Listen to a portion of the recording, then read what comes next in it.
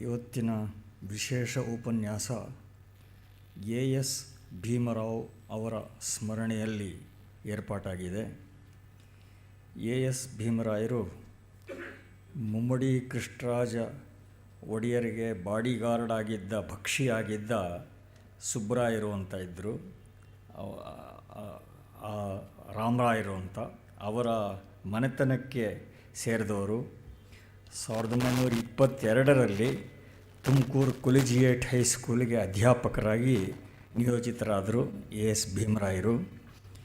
6 ವರ್ಷ ಕಾಲ ಅಲ್ಲಿ ಸೇವೆ ಸಲ್ಲಿಸಿದರು. ವಿಶೇಷವಾಗಿ ಸಾಹಿತ್ಯದಲ್ಲಿ ಆಸಕ್ತರಾಗಿದ್ದರು. ವೇದಿಕ್ ಸ್ಟೋರೀಸ್ ಆ್ಯಂಡ್ ಲೆಜೆಂಡ್ಸ್ ಮೊದಲಾದ ಅನೇಕ ಲೇಖನ ಮಾಲೆಗಳನ್ನು ಆಗಿನ ಪತ್ರಿಕೆಗಳಲ್ಲಿ ಬರೆದರು.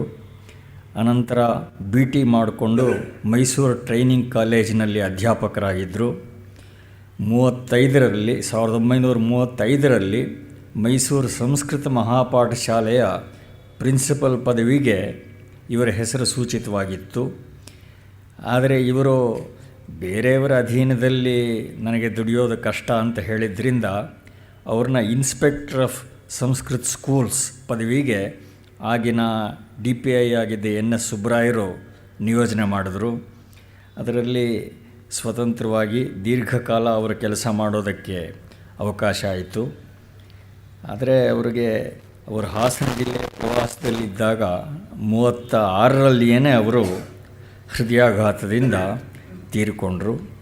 ವಿಶೇಷವಾಗಿ ಆ ಮನೆತನದವರು ಎಲ್ಲರೂ ಸಾಹಿತ್ಯದಲ್ಲಿ ಆಸಕ್ತರಾಗಿದ್ದರು. ಹೀಗಾಗಿ ಈ ದತ್ತಿ ಉಪನ್ಯಾಸ ಯಾವುದಾದ್ರು ಸಾಹಿತ್ಯ ವಿಷಯಕ್ಕೆ ಸಂಬಂಧಪಟ್ಟು ನಡೀಬೇಕು ಅಂತ ಅವರ ಪರಿವಾರದವರು ಏರ್ಪಾಟು ಮಾಡಿದ್ದಾರೆ. ಇವತ್ತಿನ ಉಪನ್ಯಾಸ ನೀಡೋದಕ್ಕೆ ಬಂದಿರುವ ಡಾಕ್ಟರ್ D.B. ರಾಮಚಂದ್ರಾಚಾರ್ ಸಾಹಿತ್ಯ ಕ್ಷೇತ್ರದಲ್ಲಿ ಪರಿಚಿತರೇ ಆಗಿದ್ದಾರೆ, ಈ ವೇದಿಕೆಗೂ ಪರಿಚಿತರೇ ಆಗಿದ್ದಾರೆ. ಮೈಸೂರು ವಿಶ್ವವಿದ್ಯಾಲಯದಲ್ಲಿ MA ಪದವಿ ಪಡೆದ ನಂತರ ಕನ್ನಡ ಪ್ರಾಧ್ಯಾಪಕರಾಗಿ ಕೊಡಗಿನ ಗೋಣಿಕೊಪ್ಪಲ್, ವಿರಾಜಪೇಟೆ ಕಾಲೇಜುಗಳ ಪ್ರಾಂಶುಪಾಲರಾಗಿ 3 ದಶಕಗಳ ಸೇವೆ ಸಲ್ಲಿಸಿದರು. ಮಂಗಳೂರು ವಿಶ್ವವಿದ್ಯಾಲಯದ ಸಿನೇಟ್ ಸದಸ್ಯರಾಗಿದ್ದರು. ಅಧ್ಯಾಪಕ ಸಂಘಟನೆಯ ಉಪಾಧ್ಯಕ್ಷರೂ ಆಗಿದ್ದರು. ಕೆಲವು ವರ್ಷ ಕರ್ನಾಟಕ ಜಾನಪದ ಯಕ್ಷಗಾನ ಅಕಾಡೆಮಿಯ ಸದಸ್ಯರಾಗಿದ್ದರು. 4 ನಾಟಕೋತ್ಸವಗಳನ್ನು, ನಾಟಕ ಕಾರ್ಯಾಗಾರಗಳನ್ನು ಸಂಘಟಿಸಿದರು. 16 ನಾಟಕಗಳನ್ನು ರಂಗಭೂಮಿಗೆ ತಂದು ಪ್ರದರ್ಶಿಸಿದ್ದಾರೆ. ಜಾನಪದ ಕಲಾಮೇಳಗಳನ್ನು ನಡೆಸಿದ್ದಾರೆ. ಕನ್ನಡ ವಿಶ್ವಕೋಶ, ಕನ್ನಡ ವಿಷಯ ವಿಶ್ವಕೋಶ ಮೊದಲಾದ ಪ್ರತಿಷ್ಠಿತ ಪ್ರಕಟಣೆಗಳಿಗೆ ಲೇಖನಗಳನ್ನು ಬರೆದಿದ್ದಾರೆ. ಅಮೆರಿಕದ ಲೈಬ್ರರಿ ಆಫ್ ಕಾಂಗ್ರೆಸ್, ಅಂತಾರಾಷ್ಟ್ರೀಯ Asia Pacific who is who ಮೊದಲಾದ ವೇದಿಕೆಗಳಿಂದ ಸನ್ಮಾನಿತರಾಗಿದ್ದಾರೆ. ಸಾಹಿತ್ಯದ ವಿವಿಧ ಪ್ರಕಾರಗಳಲ್ಲಿ ಕೃಷಿ ಮಾಡಿದ್ದಾರೆ. Doctor D. ರಾಮಚಂದ್ರಾಚಾರ್ ಹಲವಾರು ವಿರಳ ವ್ಯಕ್ತಿಗಳ ಹಾಗೂ ಗುರುನಾನಕ್ ಮೊದಲಾದವರ ಜೀವನ ಚಿತ್ರಣಗಳನ್ನು ಬರೆದಿದ್ದಾರೆ.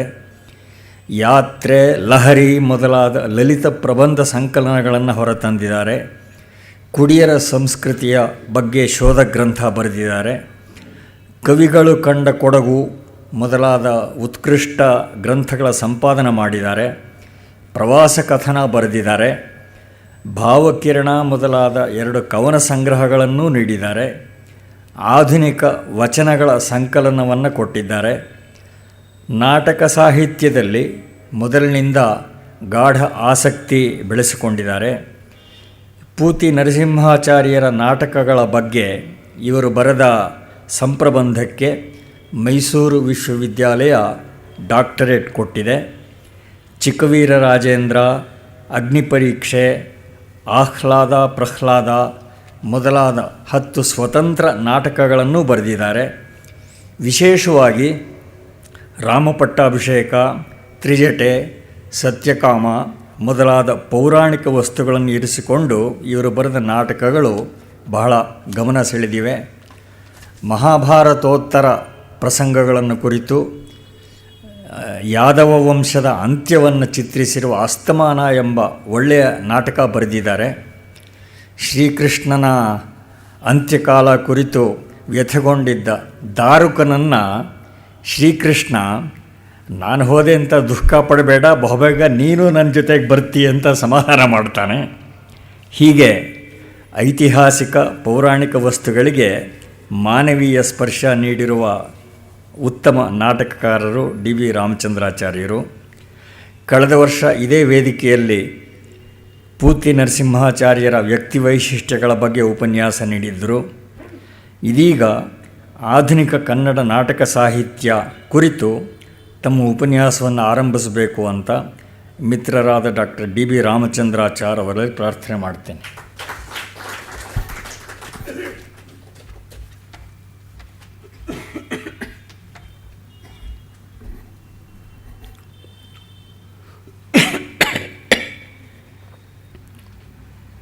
ಸನ್ಮಾನ್ಯ ಸಹೃದಯ ಬಂಧುಗಳೇ, ಈ ಸಂಜೆ ನಿಮ್ಮೊಡನಿರುವ ಒಂದು ಅವಕಾಶವನ್ನು ಕಲ್ಪಿಸಿಕೊಟ್ಟಿರುವ ಶ್ರೀ ರಾಮಸ್ವಾಮಿಗಳಿಗೆ, ಆ ಮೂಲಕ ಗೋಕುಲೆ ಸಾರ್ವಜನಿಕ ಈ ಸಂಸ್ಥೆಗೆ ನಾನು ನನ್ನ ಧನ್ಯವಾದಗಳನ್ನು ಅರ್ಪಿಸ್ತಾ ನನ್ನ ಇಂದಿನ ಭಾಷಣವನ್ನು ಪ್ರಾರಂಭ ಮಾಡ್ತಾಯಿದ್ದೀನಿ. ಇವತ್ತಿನ ಭಾಷಣ ಬಹಳ ವ್ಯಾಪ್ತಿ ಉಳ್ಳದ್ದು. ಯಾಕೆ ಅಂತ ಹೇಳಿದ್ರೆ, ಈ ಹೊಸಗನ್ನಡ ಸಾಹಿತ್ಯದ ನಾಟಕ ಪರಂಪರೆ 2009ನೇ ಇಸ್ವಿಗೆ ಪ್ರಾರಂಭವಾಗಿ 122 ವರ್ಷಗಳಾಯಿತು. ಈ 122 ವರ್ಷಗಳಲ್ಲಿ ಅದು ಸಾಧಿಸಿರುವ ಎತ್ತರ ಬಿತ್ತರಗಳು ವೈವಿಧ್ಯಮಯವಾದದ್ದು, ಸಂಕೀರ್ಣವಾದದ್ದು, ಸಮೃದ್ಧವಾದದ್ದು. ಇವತ್ತು ಆ ಎಲ್ಲವನ್ನು 1927ರಲ್ಲಿ ಗದಗಿನ ಒಂದು ಸಂಸ್ಥೆ ಆಗ ರಚನೆಯಾಗಿದ್ದ ನಾಟಕಗಳು, ಸಾಮಾಜಿಕ ಮತ್ತು ಚಾರಿತ್ರಿಕ ನಾಟಕಗಳ ಒಂದು ಪಟ್ಟಿಯನ್ನು ತಯಾರು ಮಾಡಿತು. ಆಗ 181 ನಾಟಕಗಳಿತ್ತು 1927ರಲ್ಲಿ. ನನ್ನ ವೈಯಕ್ತಿಕವಾದ ಒಂದು ಪಟ್ಟಿಯಲ್ಲಿ ಆ 181 ಬಿಟ್ಟು ಸುಮಾರು 55 ಜನ ನಾಟಕಕಾರರ 600 ನಾಟಕಗಳ ಪಟ್ಟಿ ನನ್ನ ಹತ್ರ ಉಂಟು. ಅಂದರೆ ಇಷ್ಟು ವಿಸ್ತಾರ ಇನ್ನೂ ಇದೆ. ನನ್ನ ಸೀಮಿತವಾದಂತಹ ಪರಿಧಿಗೆ ಸಿಕ್ಕಿದ್ದಷ್ಟೇ, ವಿಶಾಲವಾದದ್ದು ಅದು. ಅದನ್ನು ಕುರಿತು ಮಾತನಾಡುವಾಗ ಕೆಲವೊಮ್ಮೆ ಎಲ್ಲರ ಹೆಸರನ್ನು ಹೇಳೋಕ್ಕೆ ಆಗೋದಿಲ್ಲ, ಎಲ್ಲ ನಾಟಕಗಳ ಹೆಸರು ಹೇಳೋಕ್ಕೂ ಸಾಧ್ಯ ಇಲ್ಲ. ಅದಕ್ಕೆ ಕಾಲದ ಮಿತಿಯೂ ಉಂಟು, ನನ್ನ ನೆನಪಿನ ಮಿತಿಯೂ ಉಂಟು. ಆದ್ದರಿಂದ ಕೆಲವು ಪ್ರಮುಖರ ಹೆಸರುಗಳನ್ನು ನಾನು ಇಲ್ಲಿ ಪ್ರಸ್ತಾಪಿಸದೆ ಹೋದರೆ ತಾವು ಅನ್ಯತಾ ಭಾವಿಸಬಾರದು ಅಂತ ಹೇಳಿ ಪ್ರಾರಂಭದಲ್ಲಿಯೇ ವಿನಂತಿಸಿಕೊಳ್ತಾ ಇದ್ದೀನಿ. ಇವತ್ತಿನ ನನ್ನ ಭಾಷಣವನ್ನು ನಂದಿಕೇಶ್ವರನ ಅಭಿನಯ ದರ್ಪಣದ ನಾಂದಿ ಶ್ಲೋಕದಿಂದ ಪ್ರಾರಂಭ ಮಾಡ್ತಾಯಿದ್ದೀನಿ. ಆಂಗಿಕಂ ಭುವನಂ ಯಸ್ಯ ವಾಚಿಕಂ ಸರ್ವವಾಂಗ್ಮಯಂ ಆಹಾರ್ಯಂ ಚಂದ್ರತಾರಾದಿ ತನ್ನಮಃ ಸಾತ್ವಿಕಂ ಶಿವಂ. ಈ ಲೋಕದಲ್ಲಿ, ಈ ಭುವನದಲ್ಲಿ ಏನೇನು ಚಲಿಸುತ್ತಾ ಇದೆಯೋ, ಯಾವ ಯಾವ ಜೀವಕೋಟಿ, ಯಾವ ಯಾವ ಸಸ್ಯಾದಿಗಳು ಚಲಿಸ್ತಾ ಇದೆ, ಅದೆಲ್ಲ ಆ ಭಗವಂತನ ಆಂಗಿಕ ಅಭಿನಯ. ಈ ಪ್ರಪಂಚದಲ್ಲಿ ಎಷ್ಟು ತರಹ ಜೀವರಾಶಿಗಳ ಭಾಷೆ ಇದೆಯೋ, ಬರೀ ಮನುಷ್ಯರ ಭಾಷೆ ಅಂತಲ್ಲ, ಪಕ್ಷಿ ಭಾಷೆಗಳು ಉಂಟು. ಆ ಎಲ್ಲ ಭಾಷೆಗಳು ಆ ಭಗವಂತನ ವಾಚಿಕ ಅಭಿನಯ. ಸೂರ್ಯ, ಚಂದ್ರ, ನಕ್ಷತ್ರಾದಿಗಳು ಏನೇನಿದೆ, ಬೆಟ್ಟ ಗುಡ್ಡಾದಿಗಳಿಂದ ಸೇರಿ ಅದೆಲ್ಲವೂ ಅವನ ರಂಗಪ್ರದಯದ ಪರಿಕರಗಳು. ಅಂತಹ ಸತ್ವಪೂರ್ಣನಾದಂತಹ, ಸಾತ್ವಿಕ, ಶುದ್ಧ ಸಾತ್ವಿಕ ಸ್ವರೂಪನಾದಂತಹ, ಮಂಗಳಮಯನಾದಂತಹ ಭಗವಂತನಿಗೆ ನಾನು ನಮಸ್ಕಾರ ಮಾಡ್ತಾಯಿದ್ದೀನಿ ಅಂತ. ಈ ಮಾತುಗಳಲ್ಲಿ ನಾಟಕಕ್ಕೆ ಇರಬೇಕಾದಂತಹ ಮುಖ್ಯ ಯೋಗ್ಯತೆಗಳೇನು ಅನ್ನುವುದನ್ನು ಅವನು ಸೂಚನೆ ಮಾಡ್ತಾ ಇದ್ದಾನೆ. ಆಂಗಿಕ ಅಭಿನಯ, ವಾಚಿಕ ಅಭಿನಯ, ಮತ್ತು ಆಹಾರ್ಯ ಅಭಿನಯ, ಈ ಮೂರು ಅಷ್ಟೇ ಅಲ್ಲ, ನಾಲ್ಕನೇದು ಸಾತ್ವಿಕಂ ಶಿವಂ ಅನ್ನೋದಕ್ಕೆ ಇನ್ನೂ ಒಂದು ಅರ್ಥವನ್ನು ನಾವು ವಿಸ್ತರಿಸ್ಕೊಳ್ಬೋದು. ಒಬ್ಬ ನಟ, ಒಬ್ಬ ಪ್ರಭಾವವಂತನಾದ ನಟ, ಪ್ರಜ್ಞಾವಂತ ನಟ, ಅವನ ಅನುಭವ ಮತ್ತು ಅನುಭವಗಳಿಂದ ಪರಿಪಕ್ವವಾದ ಒಂದು ವ್ಯಕ್ತಿತ್ವ ಏನಿರುತ್ತೆ ಅವನಿಗೆ, ಅದರ ಮೂಲಕ ಅವನು ನಟಿಸುವ ಪಾತ್ರಕ್ಕೆ ಒಂದು ಜೀವ ತುಂಬುತ್ತಾನೆ. ಕೆಲವು ವ್ಯಕ್ತಿಗಳು ನಾಟಕದಲ್ಲಿ ಎಲ್ಲ ಅಭಿನಯ ಮಾಡ್ಬೋದು, ಆದರೆ ಆ ಜೀವ ತುಂಬುವ ಕ್ರಿಯೆ ಇದೆಯಲ್ಲ, ಆ ಪಾತ್ರಕ್ಕೆ ಇವನನ್ನು ಬಿಟ್ಟರೆ ಇನ್ನು ಇಲ್ಲಪ್ಪ ಅನ್ನಿಸ್ಬಿಡ್ತಾನಲ್ಲ, ಅದು ಸಾತ್ವಿಕ ಅಭಿನಯ. ಈ 4 ಅಭಿನಯಗಳಿಂದ ಕೂಡಿದ್ದು ನಾಟಕ. ಈ ಅಭಿನಯ ಅನ್ನುವುದಿದೆಯಲ್ಲ, ಅದು ಆ ಪುಸ್ತಕದ ಹೆಸರಿದೆ ನೋಡಿ, ಅಭಿನಯ ದರ್ಪಣ. ದರ್ಪಣ ಅಭಿನಯ ಅನ್ನುವುದು ಲೋಕಕ್ಕೆ ಹಿಡಿದ ದರ್ಪಣ, ಕನ್ನಡಿ. ಈ ಲೋಕದಲ್ಲಿ ನಿಮ್ಮ ನಡುವೆ ಏನೇನು ನಡೆಯುತ್ತೆ, ಏನೇನು ಚಿಂತಿಸ್ತೀವಿ, ಏನೇನು ಮಾಡ್ತೀವಿ, ಅದೆಲ್ಲಕ್ಕೂ ನಾಟಕ ಒಂದು ಕನ್ನಡಿ ಹಿಡಿಯುತ್ತೆ. ಆ ದರ್ಪಣದಲ್ಲಿ ನಮ್ಮನ್ನು ನಾವು ನೋಡಿಕೊಂಡಾಗ ನಮ್ಮ ಒಳಗನ್ನು ಶೋಧಿಸಿಕೊಳ್ಳುವುದಕ್ಕೆ, ನಮ್ಮನ್ನು ನಾವು ಪರಿಪಕ್ವಗೊಳಿಸಿಕೊಳ್ಳುವುದಕ್ಕೆ ನಾಟಕ ದಾರಿ ಮಾಡಿಕೊಡುತ್ತೆ. ಹೀಗೆ ನಾಟಕದ ವ್ಯಾಪ್ತಿ ವಿಶಾಲವಾದಂತಹ ವ್ಯಾಪ್ತಿ ಉಳ್ಳದ್ದು. ಅದರ ಪ್ರಯೋಜನವೂ ವಿಶ್ವವ್ಯಾಪ್ತಿಯಾದಂತಹ ಪ್ರಯೋಜನ ಉಳ್ಳದ್ದು. ಇಂತಹ ಪ್ರಭಾವಪೂರ್ಣವಾದ ನಾಟಕ ಈ 122 ವರ್ಷಗಳಲ್ಲಿ ಅದು ಕನ್ನಡದಲ್ಲಿ ವೈವಿಧ್ಯಮಯವಾಗಿ ಬೆಳೆದಿದೆ ಅಂತ ಹೇಳಿದೆ. ಸಾಮಾಜಿಕ ನಾಟಕಗಳು, ಚಾರಿತ್ರಿಕ ನಾಟಕಗಳು, ಪೌರಾಣಿಕ ನಾಟಕಗಳು, ಅಸಂಗತ ನಾಟಕಗಳು, ನವ್ಯ ನಾಟಕಗಳು, ರೇಡಿಯೋ ನಾಟಕಗಳು, ಮಕ್ಕಳ ನಾಟಕಗಳು, ಗೀತ ನಾಟಕಗಳು, ಬ್ಯಾಲೆಗಳು, ಬೀದಿ ನಾಟಕಗಳು ಮತ್ತು ಎಡಪಂಥೀಯ ಆಲೋಚನೆಯ ನಾಟಕಗಳು, ದಲಿತ ಸಂವೇದನೆಯ ನಾಟಕಗಳು, ಹೀಗೆ ನಾಟಕದ ವ್ಯಾಪ್ತಿ ಭಾಳ ವೈವಿಧ್ಯಮಯವಾದದ್ದು.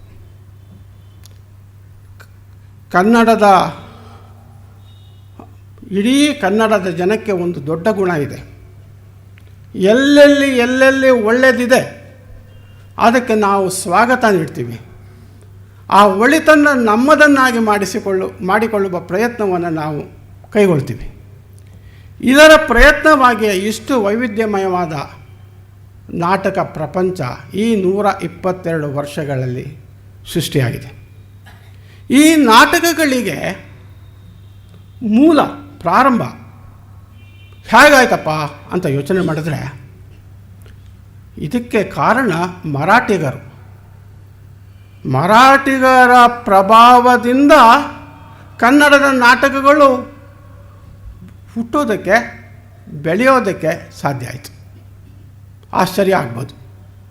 1860 ಮತ್ತು 80ರ ಅವಧಿಯಲ್ಲಿ ಮರಾಠಿಯ ನಾಟಕಗಳು ಮತ್ತು ಪಾರ್ಸಿ ಕಂಪನಿಗಳು ಇಡೀ ಕರ್ನಾಟಕದಲ್ಲಿ ಸಂಚಾರ ಕೈಗೊಂಡವು. ಆ ಸಂಚಾರದ ಕಾಲದಲ್ಲಿ ಇಡೀ ಕರ್ನಾಟಕ ಜನತೆ ಆ ಮರಾಠಿಯ ನಾಟಕದಿಂದ ಪ್ರಭಾವಿತರಾದರು. ಆ ಸಂಗೀತ, ಆ ರಂಗ ಪರಿಕರಗಳ ವೈಭವ, ಆ ನಟನಾ ಸಾಮರ್ಥ್ಯ, ಇವುಗಳಿಂದ ಬಹಳ ಜನ ಪ್ರಭಾವಿತರಾದರು. ಎಷ್ಟರ ಮಟ್ಟಿಗೆ ಆಗೋಯ್ತಪ್ಪ ಅಂತಂದರೆ, ಎಲ್ಲಿ ನೋಡಲು ಮರಾಠಿಯರ ನಾಟಕ ಕೀರ್ತಿ, ಎಲ್ಲಿ ನೋಡಲು ಮರಾಠಿಯರ ನಾಟಕದ ಅರ್ಥ, ಎಲ್ಲಿ ನೋಡಲು ಮರಾಠಿಯರ ನಾಟಕ ನಟರ ಸಂಚಾರವು, ಎಲ್ಲಿ ನೋಡಲು ಮರಾಠಿಯರ ನಾಟಕಮಯಂ ತಾನಾಯಿತು ಕರ್ನಾಟಕಂ, ಅಷ್ಟರ ಮಟ್ಟಿಗೆ ವ್ಯಾಪಿಸಿಬಿಡ್ತು. ಆಗ ಕನ್ನಡ ಏನಾಗಿತ್ತು? ನೀವು BMC ಅವರು ಧಾರವಾಡದಲ್ಲಿ ಕನ್ನಡದ ನುಡಿ ತಲೆ ಎತ್ತುವ ಬಗೆ ಅಂತ ಭಾಳ ದೊಡ್ಡ ಭಾಷಣವನ್ನು ಮಾಡಿದ್ದಾರೆ. ಕನ್ನಡದ ಜನಕ್ಕೆ ಗುಣ ಅಂತ ಹೇಳೋನಲ್ಲ ನಾನೀಗ, ಎಲ್ಲೆಲ್ಲಿ ಒಳ್ಳೆಯದಿದೆ ಅದನ್ನು ಸ್ವಾಗತಿಸುವ, ಅದನ್ನು ಅರಗಿಸಿಕೊಳ್ಳುವ ಗುಣ ಅನ್ನಲ್ಲ. ಆ ಗುಣ ಎಷ್ಟರ ಮಟ್ಟಿಗೆ ಬೆಳೆದುಬಿಟ್ಟಿದೆಯಪ್ಪ ಅಂದರೆ ಸ್ವಾಭಿಮಾನ ಶೂನ್ಯತೆ ತಲುಪಿಬಿಟ್ಟಿದೆ. ಪರಪ್ರಶಂಸೆ, ಸ್ವಾಭಿಮಾನ ಶೂನ್ಯತೆ, ಇದೂ ಸಹ ನಮ್ಮ ಕನ್ನಡಿಗರ ಗುಣವೇ. ಹೀಗಾಗಿ ಕನ್ನಡದಲ್ಲಿ ಮಾತನಾಡುವುದು ತನ್ನ ವ್ಯಕ್ತಿತ್ವಕ್ಕೆ ಕಡಿಮೆ. ಇವತ್ತೂ ಸಹ ನಮ್ಮ ಮಧ್ಯದಲ್ಲಿಯೇ ನಮ್ಮ ನೆಂಟರಿಷ್ಟರುಗಳೇ ಮದುವೆ ಮುಂಜಿಯ ಕರೆಯೋಲೆಯನ್ನು ಇಂಗ್ಲೀಷ್ನಲ್ಲಿ ಪ್ರಿಂಟ್ ಮಾಡಿಸ್ತಾರೆ. ಇಲ್ಲಿ ಯಾರೂ ಕನ್ನಡ ಬಾರದೇ ಇರುವ ನೆಂಟರುಗಳು ಯಾರಿಲ್ಲ. ಆದರೂ ಅದೊಂದು ಪ್ರೆಸ್ಟೀಜ್ ಕ್ವಶನ್. ಯಾಕೆಂದರೆ ತಮ್ಮ ಘನತೆ, ತಮ್ಮ ಸ್ನೇಹಿತರುಗಳಿಗೆ, ಮನೆಯವರಿಗೆ ಇಂಗ್ಲೀಷ್ನಲ್ಲಿ ಪತ್ರ ಬರೀತಾರೆ. ಇಂತಹ ನಾಡು ಈ ಕನ್ನಡ ನಾಡು. ಹೆಂಗಿತ್ತು? ಮೃದು ಶಬ್ದವಿಲ್ಲ, ಭಾಷಾ ಸರಣಿ ಇಲ್ಲ, ಸ್ವಾರಸ್ಯವಿಲ್ಲ, ನಾಟಕವಿಲ್ಲ, ನಟ ನಟಿಯರಿಲ್ಲ, ಇಲ್ಲವವು ಮುಂದಾಗುವ ಆಸೆ ಕೂಡ ಇಲ್ಲ. ಇವೆಂಬಿ ಧಾರವಾಡದ ಸೀಮೆಯ ಜನ ಸೊಲ್ಲಿಸುವ ಕಾಲದಲ್ಲಿ ಕರ್ನಾಟಕ ನಾಟಕ ಪುಟ್ಟಿದುದು ಕೃತಪುರದೊಳ್. ಶಾಂತ ಕವಿಗಳು ಅಂತ ಪ್ರಸಿದ್ಧರಾಗಿದ್ದಂಥ ವ್ಯಕ್ತಿ 1877ರಲ್ಲಿ ಗದಗದ ಕೃತಪುರದಲ್ಲಿ ಒಂದು ನಾಟಕ ಮಂಡಳಿಯನ್ನು ಸ್ಥಾಪನೆ ಮಾಡಿದ್ರು. ಇದು ಬೀಜ.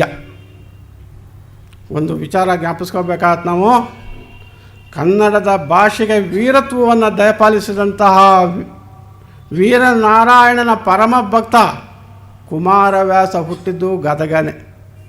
ಗದಗಿನ ವೀರನಾರಾಯಣ ಅವನ ಆರಾಧ್ಯ ದೇವ. ಅದೇ ಗದಗದಲ್ಲಿ ಇಡೀ ಕನ್ನಡ ನಾಡಿಗೆ ಒಂದು ಹೊಸ ಮಾರ್ಗವನ್ನು ಸೂಚನೆ ಮಾಡ್ತಕ್ಕಂತಹ, ಹೊಸ ಮಾರ್ಗವನ್ನು ಕಲ್ಪಿಸಿಕೊಡ್ತಕ್ಕಂತಹ ಒಂದು ನಾಟಕ ಕಂಪನಿಯನ್ನು ಶಾಂತ ಕವಿಗಳು 1777ರಲ್ಲಿ ಸ್ಥಾಪನೆ ಮಾಡಿದ್ರು. ಅದಾದ 2 ವರ್ಷಕ್ಕೆ ಮೈಸೂರಿನ ಚಾಮರಾಜ ಒಡೆಯರು ತಮ್ಮ ಅರಮನೆಯಲ್ಲಿ ಒಂದು ನಾಟಕ ಕಂಪನಿಯನ್ನು ಪ್ರಾರಂಭ ಮಾಡಿದ್ರು. ಅರಮನೆ ಕಂಪನಿ ಅಂತ ಹೇಳಿ ಅದಕ್ಕೆ ಚಾಮರಾಜೇಂದ್ರ ನಾಟಕ ಸಭಾ ಅಂತ ಕರೀತಾರೆ. 1879 ಅಲ್ಲಿಂದ ಬೇಕಾದಷ್ಟು ಕಂಪನಿಗಳು ಪ್ರಾರಂಭ ಆಯಿತು. ಅದರಲ್ಲಿ ಮುಖ್ಯವಾಗಿ ನಾವು ಜ್ಞಾಪಿಸ್ಕೊಳ್ಬೇಕಾದದ್ದು 1884ರಲ್ಲಿ ಗುಬ್ಬಿ ಶ್ರೀ ಚನ್ನಬಸವೇಶ್ವರ ನಾಟಕ ಸಂಘ ಅನ್ನುವ ಹೆಸರಿನಲ್ಲಿ ಪ್ರಾರಂಭ ಆಯಿತು. ಅದು 1917ರಲ್ಲಿ ಗುಬ್ಬಿ ವೀರಣ್ಣನವರು ಅದರ ಮಾಲೀಕತ್ವವನ್ನು ಕೈಗೆ ತೆಗೆದುಕೊಂಡರು.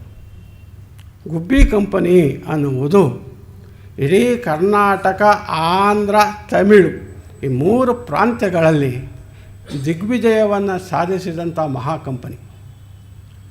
ಬೇಕಾದಷ್ಟು ಆಮೇಲೆ ಮಹಮ್ಮದ್ ಪೀರು, ವರದಾಚಾರ್ಯರು ಬೇಕಾದಷ್ಟು ಜನ ಕಂಪನಿಗಳನ್ನು ಸ್ಥಾಪನೆ ಮಾಡಿದ್ರು, ನಾಟಕಗಳನ್ನು ಮಾಡಿದ್ರು. ಅಲ್ಲಿಂದ ವೃತ್ತಿ ನಾಟಕ ಅನ್ನುವುದು ಪ್ರಾರಂಭ ಆಯಿತು. ಇಷ್ಟೇ ಅಲ್ಲ, ಅಲ್ಲಿಯವರೆಗೆ 1800 ಪ್ರಾರಂಭದಲ್ಲಿ ಒಂದೇ ಒಂದು ನಾಟಕ ಇತ್ತು ನಮಗೆ.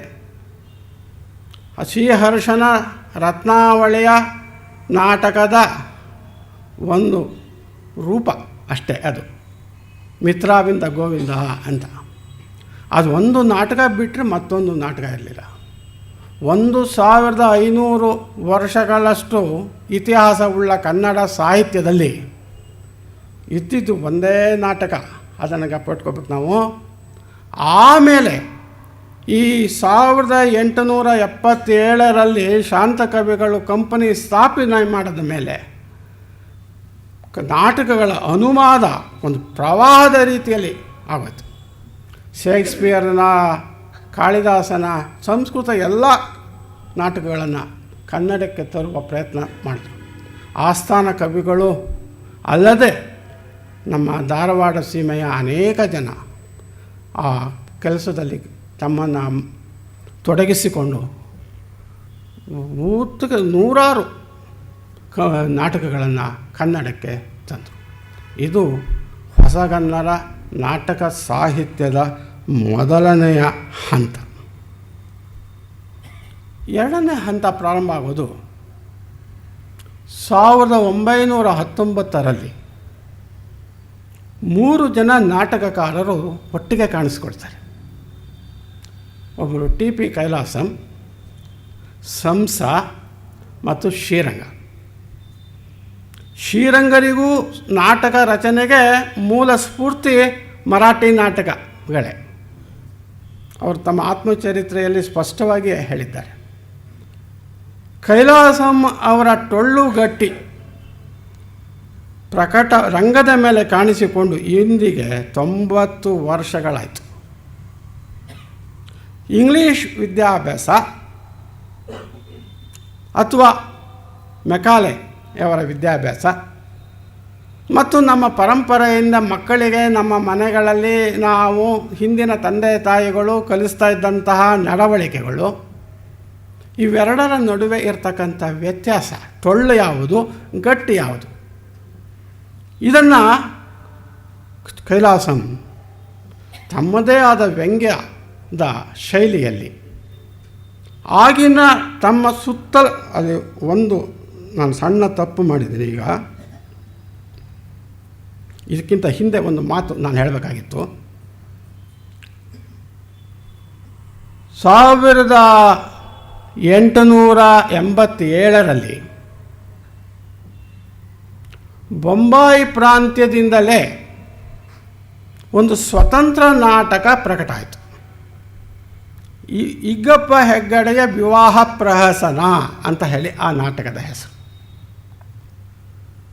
ಅವರೇ ಆಗ ಕೈಲಾಸಂ ಅವರು ಏನು ಹೊಸದನ್ನು ಸಾಧಿಸಿದರೋ ಅದನ್ನು ಇಗ್ಗಬ್ಬ ಹೆಗ್ಗಡೆಯ ವಿವಾಹ ಪ್ರಹಸನ ಸಾಧಿಸಿತು. ಏನಪ್ಪ ಅಂದರೆ, ಆಗಿನ ಸಮಾಜದಲ್ಲಿ ಅತ್ಯಂತ ದೊಡ್ಡ ಸಮಸ್ಯೆ ಎನಿಸಿಕೊಂಡಿದ್ದಂತಹ ಹೆಣ್ಣಿನ ವಿಕ್ರಯ, ಬಾಲ್ಯ ವಿವಾಹ, ಗಂಡಸು ಅನೇಕ ಮದುವೆಗಳನ್ನು ಮಾಡಿಕೊಳ್ಳುವ ರೀತಿ, ಈ ಸಮಸ್ಯೆಯನ್ನು ಎತ್ತಿಕೊಂಡು ಇಗ್ಗಪ್ಪ ಹೆಗ್ಗಡೆ ವಿವಾಹ ಪ್ರಹಸನವನ್ನು ರಚನೆ ಮಾಡಿದ್ದಾರೆ. ಅದು ಹವ್ಯಕ ಭಾಷೆಯಲ್ಲಿ ರಚನೆ ಆಗಿರ್ತಕ್ಕಂಥದ್ದು, ಹವ್ಯಕ ಕನ್ನಡದಲ್ಲಿ. ಆಡುಮಾತು, ಫಸ್ಟು ಆಡುಮಾತನ್ನು ನಾಟಕಕ್ಕೆ ಬಳಸಿದ್ದಾರೆ. ಮತ್ತು ಆಗಿನ ಜ್ವಲಂತ ಸಮಸ್ಯೆಯನ್ನು ಕುರಿತು ನಾಟಕವನ್ನು ಮಾಡಿದ್ದಾರೆ. ಆ ನಾಟಕ ನಿಜವಾಗಲೂ 44 ಪುಟಗಳ ನಾಟಕ. ಅದು ಬಹಳ ಆಗಿನ ಕಾಲಕ್ಕೆ ಬಹಳ ಪ್ರಗತಿಪರವಾಗಿದ್ದಂತಹ ನಾಟಕ. ಅದು 2 ಮದುವೆಗಳನ್ನು ಮಾಡಿಕೊಂಡಿದ್ದಂತಹ 60 ದಾಟಿದ್ದ ಮುದುಕ ಸಣ್ಣ ಪ್ರಾಯದ ಹುಡುಗಿಯನ್ನು ಮದುವೆ ಮಾಡಿಕೊಂಡು ದುಡ್ಡು ಕೊಟ್ಟು ತೆರ ಕೊಟ್ಟು ಹುಡುಗಿಯನ್ನು ಕೊಂಡು ಅವಳು ಗರ್ಭಿಣಿಯಾಗಿದ್ದಾಗ ಸತ್ತೋಗ್ತಾನೆ. ಆ ಹುಡುಗಿ ಆ ಮಗುವನ್ನು ಕೊಂದು ಬಿಡ್ತಾಳೆ. ಹುಟ್ಟಿದ ಮಗುವನ್ನು ಸಾಕೋಕ್ಕಾಗಲ್ಲ ಅವಳಿಗೆ. ವಿಧವೆಯಾದ ಆ ಹುಡುಗಿ ಆ ಮಗುವನ್ನು ಕೊಂದು ಬಿಡ್ತಾಳೆ. ಆಗ ಸರ್ಕಾರ ಇದು ನ್ಯಾಯಾಲಯ ಅವಳಿಗೊಂದು ಶಿಕ್ಷೆಯನ್ನು ವಿಧಿಸುತ್ತೆ. ಸ್ವಲ್ಪ ಬದಲಾವಣೆ ಮಾಡಿದ್ದರೆ ಆತ ಆ ನಾಟಕ ದೊಡ್ಡ ನಾಟಕ, ಭಾಳ ದೊಡ್ಡ ಹೆಸರನ್ನೇ ಪಡಿತಾ ಇತ್ತು. ಆದರೂ ಈಗಲೂ ಅದು ಕನ್ನಡದ ಸ್ವತಂತ್ರ ನಾಟಕಗಳಲ್ಲಿ ಮೊಟ್ಟ ಮೊದಲನೆಯ ನಾಟಕ. ಇದನ್ನು ಬರೆದವರು ವೆಂಕಟರಮಣ ಶಾಸ್ತ್ರಿ ಸೂರಿ ಅಂತ ಹೇಳಿ, ಅವರು ಮೊದಲನೆಯ ಪ್ರತಿಯಲ್ಲಿ ಅವರ ಹೆಸರೇ ಹಾಕಿರಲಿಲ್ಲ. ಮತ್ತೆ ಮರುಮುದ್ರಣ ಆಗುವಾಗ ಅವರ ಹೆಸರು ಬಂತು. ಇದೇ ಕಾಲದಲ್ಲಿ 1877 ಮತ್ತು 87 ನಡುವೆ ಬೊಂಬಾಯಿ ಪ್ರಾಂತ್ಯದಿಂದ ಮತ್ತೊಂದು ಅದ್ಭುತವಾದ ಘಟನೆ ಆಯಿತು. ಅದೇನಪ್ಪ ಅಂದರೆ, ಆಧುನಿಕ ಜನಪದ ನಾಟಕ ಸಂಜ್ಞಾ ಬಾಳ್ಯ ಅನ್ನುವ ನಾಟಕ. ಇದು ಸಹ ಕನ್ನಡ ನಾಟಕದ ಇದರಲ್ಲಿ ಚರಿತ್ರೆಯಲ್ಲಿ ನಾವು ಜ್ಞಾಪಿಸಿಕೊಳ್ಳಬೇಕಾದ ನಾಟಕ. ಯಾಕೆಂದರೆ BM ಶ್ರೀಕಂಠಯ್ಯನವರು ಮೊಟ್ಟ ಮೊದಲು ಟ್ರ್ಯಾಜಿಡಿಯನ್ನು ನಮಗೆ ಪರಿಚಯ ಮಾಡಿಕೊಟ್ಟರು ಅನ್ನೋದು ಒಂದು ಮಾತು. ಗ್ರೀಕ್ನಲ್ಲಿ ಪ್ರಸಿದ್ಧವಾಗಿದ್ದಂತಹ ದುರಂತವನ್ನು ರಂಗದ ಮೇಲೆ ತೋರಿಸಬಾರ್ದು ಅಂತ ನಮ್ಮ ಇದು. ನಮ್ಮ ಇಡೀ ಪ್ರಾಚೀನ ನಾಟಕದಲ್ಲಿ ಭಾಸನ ಊರುಭಂಗ ಒಂದೇ ಟ್ರಾಜಿಕ್ ನಾಟಕ, ಉಳಿದಿದ್ದು ಯಾವುದೂ ಇಲ್ಲ. ಅಂಥದ್ರಲ್ಲಿ BM ಶ್ರೀಕಂಠಯ್ಯನವರು ಅದನ್ನು ನಮ್ಮ ಕನ್ನಡ ರಂಗಭೂಮಿಗೆ ಇಂಟ್ರೊಡ್ಯೂಸ್ ಮಾಡಿದ್ರು. ಅದಕ್ಕಿಂತ ಮೊದಲೇ 1777-87 ಮಧ್ಯಂತರದಲ್ಲಿ ಈ ಸಂಗ್ಯಾ ಬಾಳ್ಯವನ್ನು ಪತ್ತಾರ್ ಮಾಸ್ತರ್ ಅನ್ನುವರು, ಅದು ಬೊಂಬಾಯಿನಲ್ಲೇ ಪ್ರಕಟವಾದಂಥ ನಾಟಕ. ಇದು ಜನಪದ ನಾಟಕ, ಅಂದರೆ ಸಣ್ಣಾಟ ಅಂತ ಹೇಳಿ ಕರಿತೀವಿ. ಬಯಲಾಟದಲ್ಲಿ ಒಂದು ಪಂಗಡ ಆ ಸಣ್ಣಾಟದ ಮಾದರಿಯಲ್ಲಿ ರಚನೆ ಮಾಡಿರ್ತಕ್ಕಂಥದ್ದು. ಅದರಲ್ಲಿ ಪ್ರೇಮ ಇದೆ, ಆದರ ಇದೆ, ಕೊಲೆಯೂ ಇದೆ. ಆ ನಾಟಕದಲ್ಲಿ ಯಾವ್ಯಾವುದು ದುರಂತ ಅಂತ ನಾವು ಭಾವಿಸ್ತೀವಿ, ಯಾವುದನ್ನು ರಂಗದ ಮೇಲೆ ತೋರಿಸೋಕ್ಕೆ ಹಿನ್ನೆಲೆ ಮಾಡ್ಕೋತಾ ಇದ್ದರೂ ಅಷ್ಟನ್ನು ಆ ನಾಟಕ ರಂಗದ ಮೇಲೆ ತೋರಿಸುತ್ತೆ.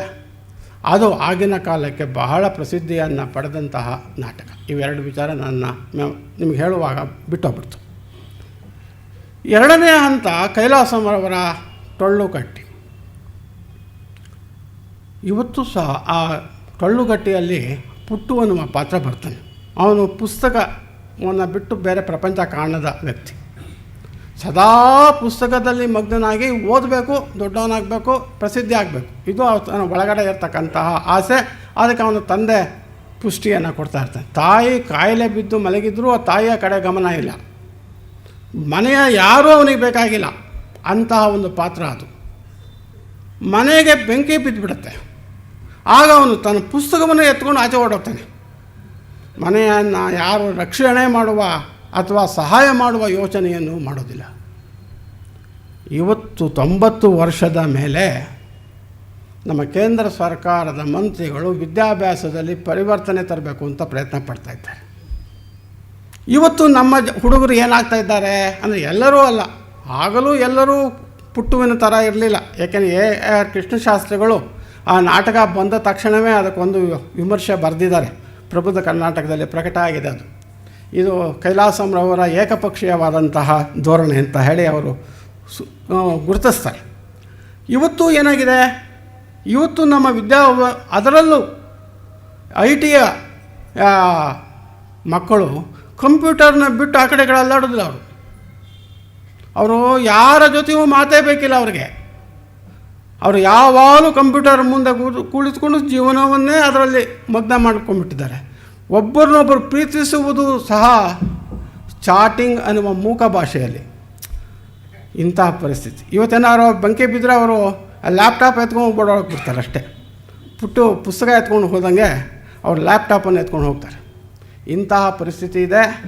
ಈ 90ನೇ ವರ್ಷದಲ್ಲಿ ಮತ್ತೆ ಆ ಟೊಳ್ಳುಗಟ್ಟಿಯನ್ನು ನಾವು ಪುನರ್ವಿಮರ್ಶೆ ಮಾಡುವ ಕಾಲ ಸನ್ನಿಹಿತವಾಗಿದೆ ಅಂತ ನನಗನ್ಸುತ್ತೆ. ಕೈಲಾಸಂರವರು ಈಗ ತಾನೇ ನಾನು ಹೇಳಿದೆ, ನಮ್ಮಲ್ಲಿ ಕೆಲವರು ಈಗಲೂ ಸಹ ಇಂಗ್ಲೀಷಿನಲ್ಲಿ ಪತ್ರ ಬರೀತಾರೆ, ಇಂಗ್ಲೀಷ್ನಲ್ಲಿ ಲಗ್ನ ಪತ್ರಿಕೆಗಳನ್ನು ಪ್ರಿಂಟ್ ಮಾಡ್ತಾರೆ ಅಂತ. ಆಗಂತೂ ಈ ಬ್ರಾಹ್ಮಣರು, ಮುಖ್ಯವಾಗಿ ಈ ಬ್ರಾಹ್ಮಣರಲ್ಲೇ ಈ ಥರ ಪ್ರತಿಷ್ಠೆ ಜಾಸ್ತಿಯೋ ಏನೋ, ಅವರು ಮನೆಯಲ್ಲಿ ಮಾತಾಡುವಾಗಲೂ ಇಂಗ್ಲೀಷನ್ನು ಬೆರೆಸಿಯೇ ಮಾತಾಡ್ತಾಯಿದ್ರು. VC ಅವರು ತಮ್ಮ ಕಾಲೇಜು ದಿನಗಳಲ್ಲಿ ಒಂದು ಮಾತನ್ನು ಹೇಳ್ತಾರೆ, ಯಾರು ಇಂಗ್ಲೀಷನ್ನು ಬೆರೆಸಿ ಮಾತಾಡ್ತಾರೋ ಅವರಿಗೆ ಒಂದು ಸಣ್ಣ ಜೂಲ್ಮಾನೆ ಹಾಕ್ತಕ್ಕಂಥ ಒಂದು ಪ್ರಸಂಗ ಆ ಸ್ಟಾಫ್ ರೂಮ್ನಲ್ಲಿ ನಡೆಯುತ್ತೆ. ಆದರೆ ಭಾಳಷ್ಟು ಜನ ಜೂಲ್ಮಾನೆ ಕೊಡೋಕ್ಕೆ ಸಿದ್ಧವಾಗಿದ್ದರೆ ಹೊರತು ಇಂಗ್ಲೀಷ್ ಬೆರೆಸದ್ದೇ ಮಾತಾಡೋಕ್ಕೆ ಆಗ್ತಿರ್ಲಿಲ್ಲ ಅವರಿಗೆ ಅನ್ನುವ ಮಾತನ್ನು VC ಅವರು ನಮೂದಿಸ್ತಾರೆ.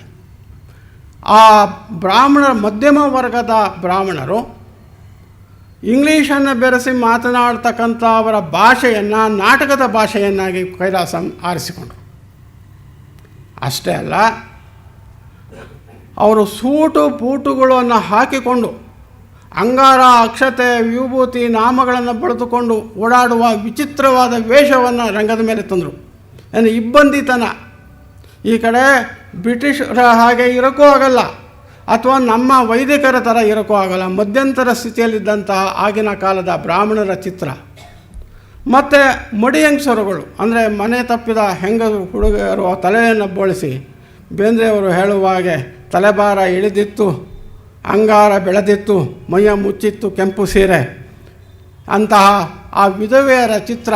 ಅವರು ಈ ಕಡೆಯೂ ಇಲ್ಲ, ಆ ಕಡೆಯೂ ಇಲ್ಲ. ಪಾಪ ಏನು ಸಹಾಯವೇ ಇಲ್ಲದೇ ಇದ್ದಂತಹ ಅವರ ಪರಿಸ್ಥಿತಿಯನ್ನು ಕೈಲಾಸಂ ನಮ್ಮ ಕಣ್ಣೆದುರಿಗೆ ಚಿತ್ರಿಸ್ತಾರೆ. ಅಂತಹ ನಾಟಕ ಅಲ್ಲಿಯವರೆಗೆ ನಮ್ಮ ಜನತೆ ಕಂಡಿರಲಿಲ್ಲ.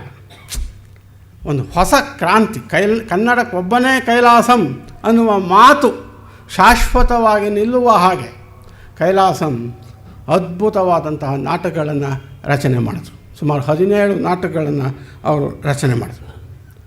ಕೈಲಾಸಂ ಅವರ ಸಮಕಾಲೀನರಾಗಿ ಸ್ವಾಮಿ ವೆಂಕಟಾದ್ರಿ ಅಯ್ಯರ್ ಅವರನ್ನು ಸಂಸ ಅಂತ ಕರೀತಾರೆ, ಅವರ ಕಾವ್ಯನಾಮ. ಅವರು ಸುಮಾರು 23 ನಾಟಕಗಳನ್ನು ಬರೆದರು. ಅವರಿಗೆ ಯಾರೋ ತನ್ನನ್ನು ಅಟ್ಟಿಸಿಕೊಂಡು ಬರ್ತಾ ಇದ್ದಾರೆ, ಪೊಲೀಸ್ನವರು ತನ್ನ ಹಿಂದೆ ಇದ್ದಾರೆ ಅನ್ನುವ ಒಂದು ಭ್ರಮೆ ಬಂದ್ಬಿಡ್ತು. ಮನಸ್ಸಿನ ಆರೋಗ್ಯ ತಪ್ಪಾಯಿತು. ಆ ಸಂದರ್ಭದಲ್ಲಿ ಅವರೇ ತಮ್ಮ ನಾಟಕಗಳನ್ನು ಸುಟ್ಟಾಕ್ಬಿಟ್ರು ಅಂತ ಹೇಳ್ತಾರೆ. 6 ನಾಟಕಗಳು ಮಾತ್ರ ಉಳಿದಿವೆ. ಉಳಿದಿರೋ 6 ನಾಟಕ ಅಪ್ಪಟ ಚಿನ್ನ. ಒಂದು ಮಹಾಕಾವ್ಯದ ವನ್ನು ಓದಿದ ಹಾಗೆ ಅನಿಸುತ್ತೆ ಸಂಸ ಅವರ ನಾಟಕಗಳನ್ನು ಓದಿದಾಗ.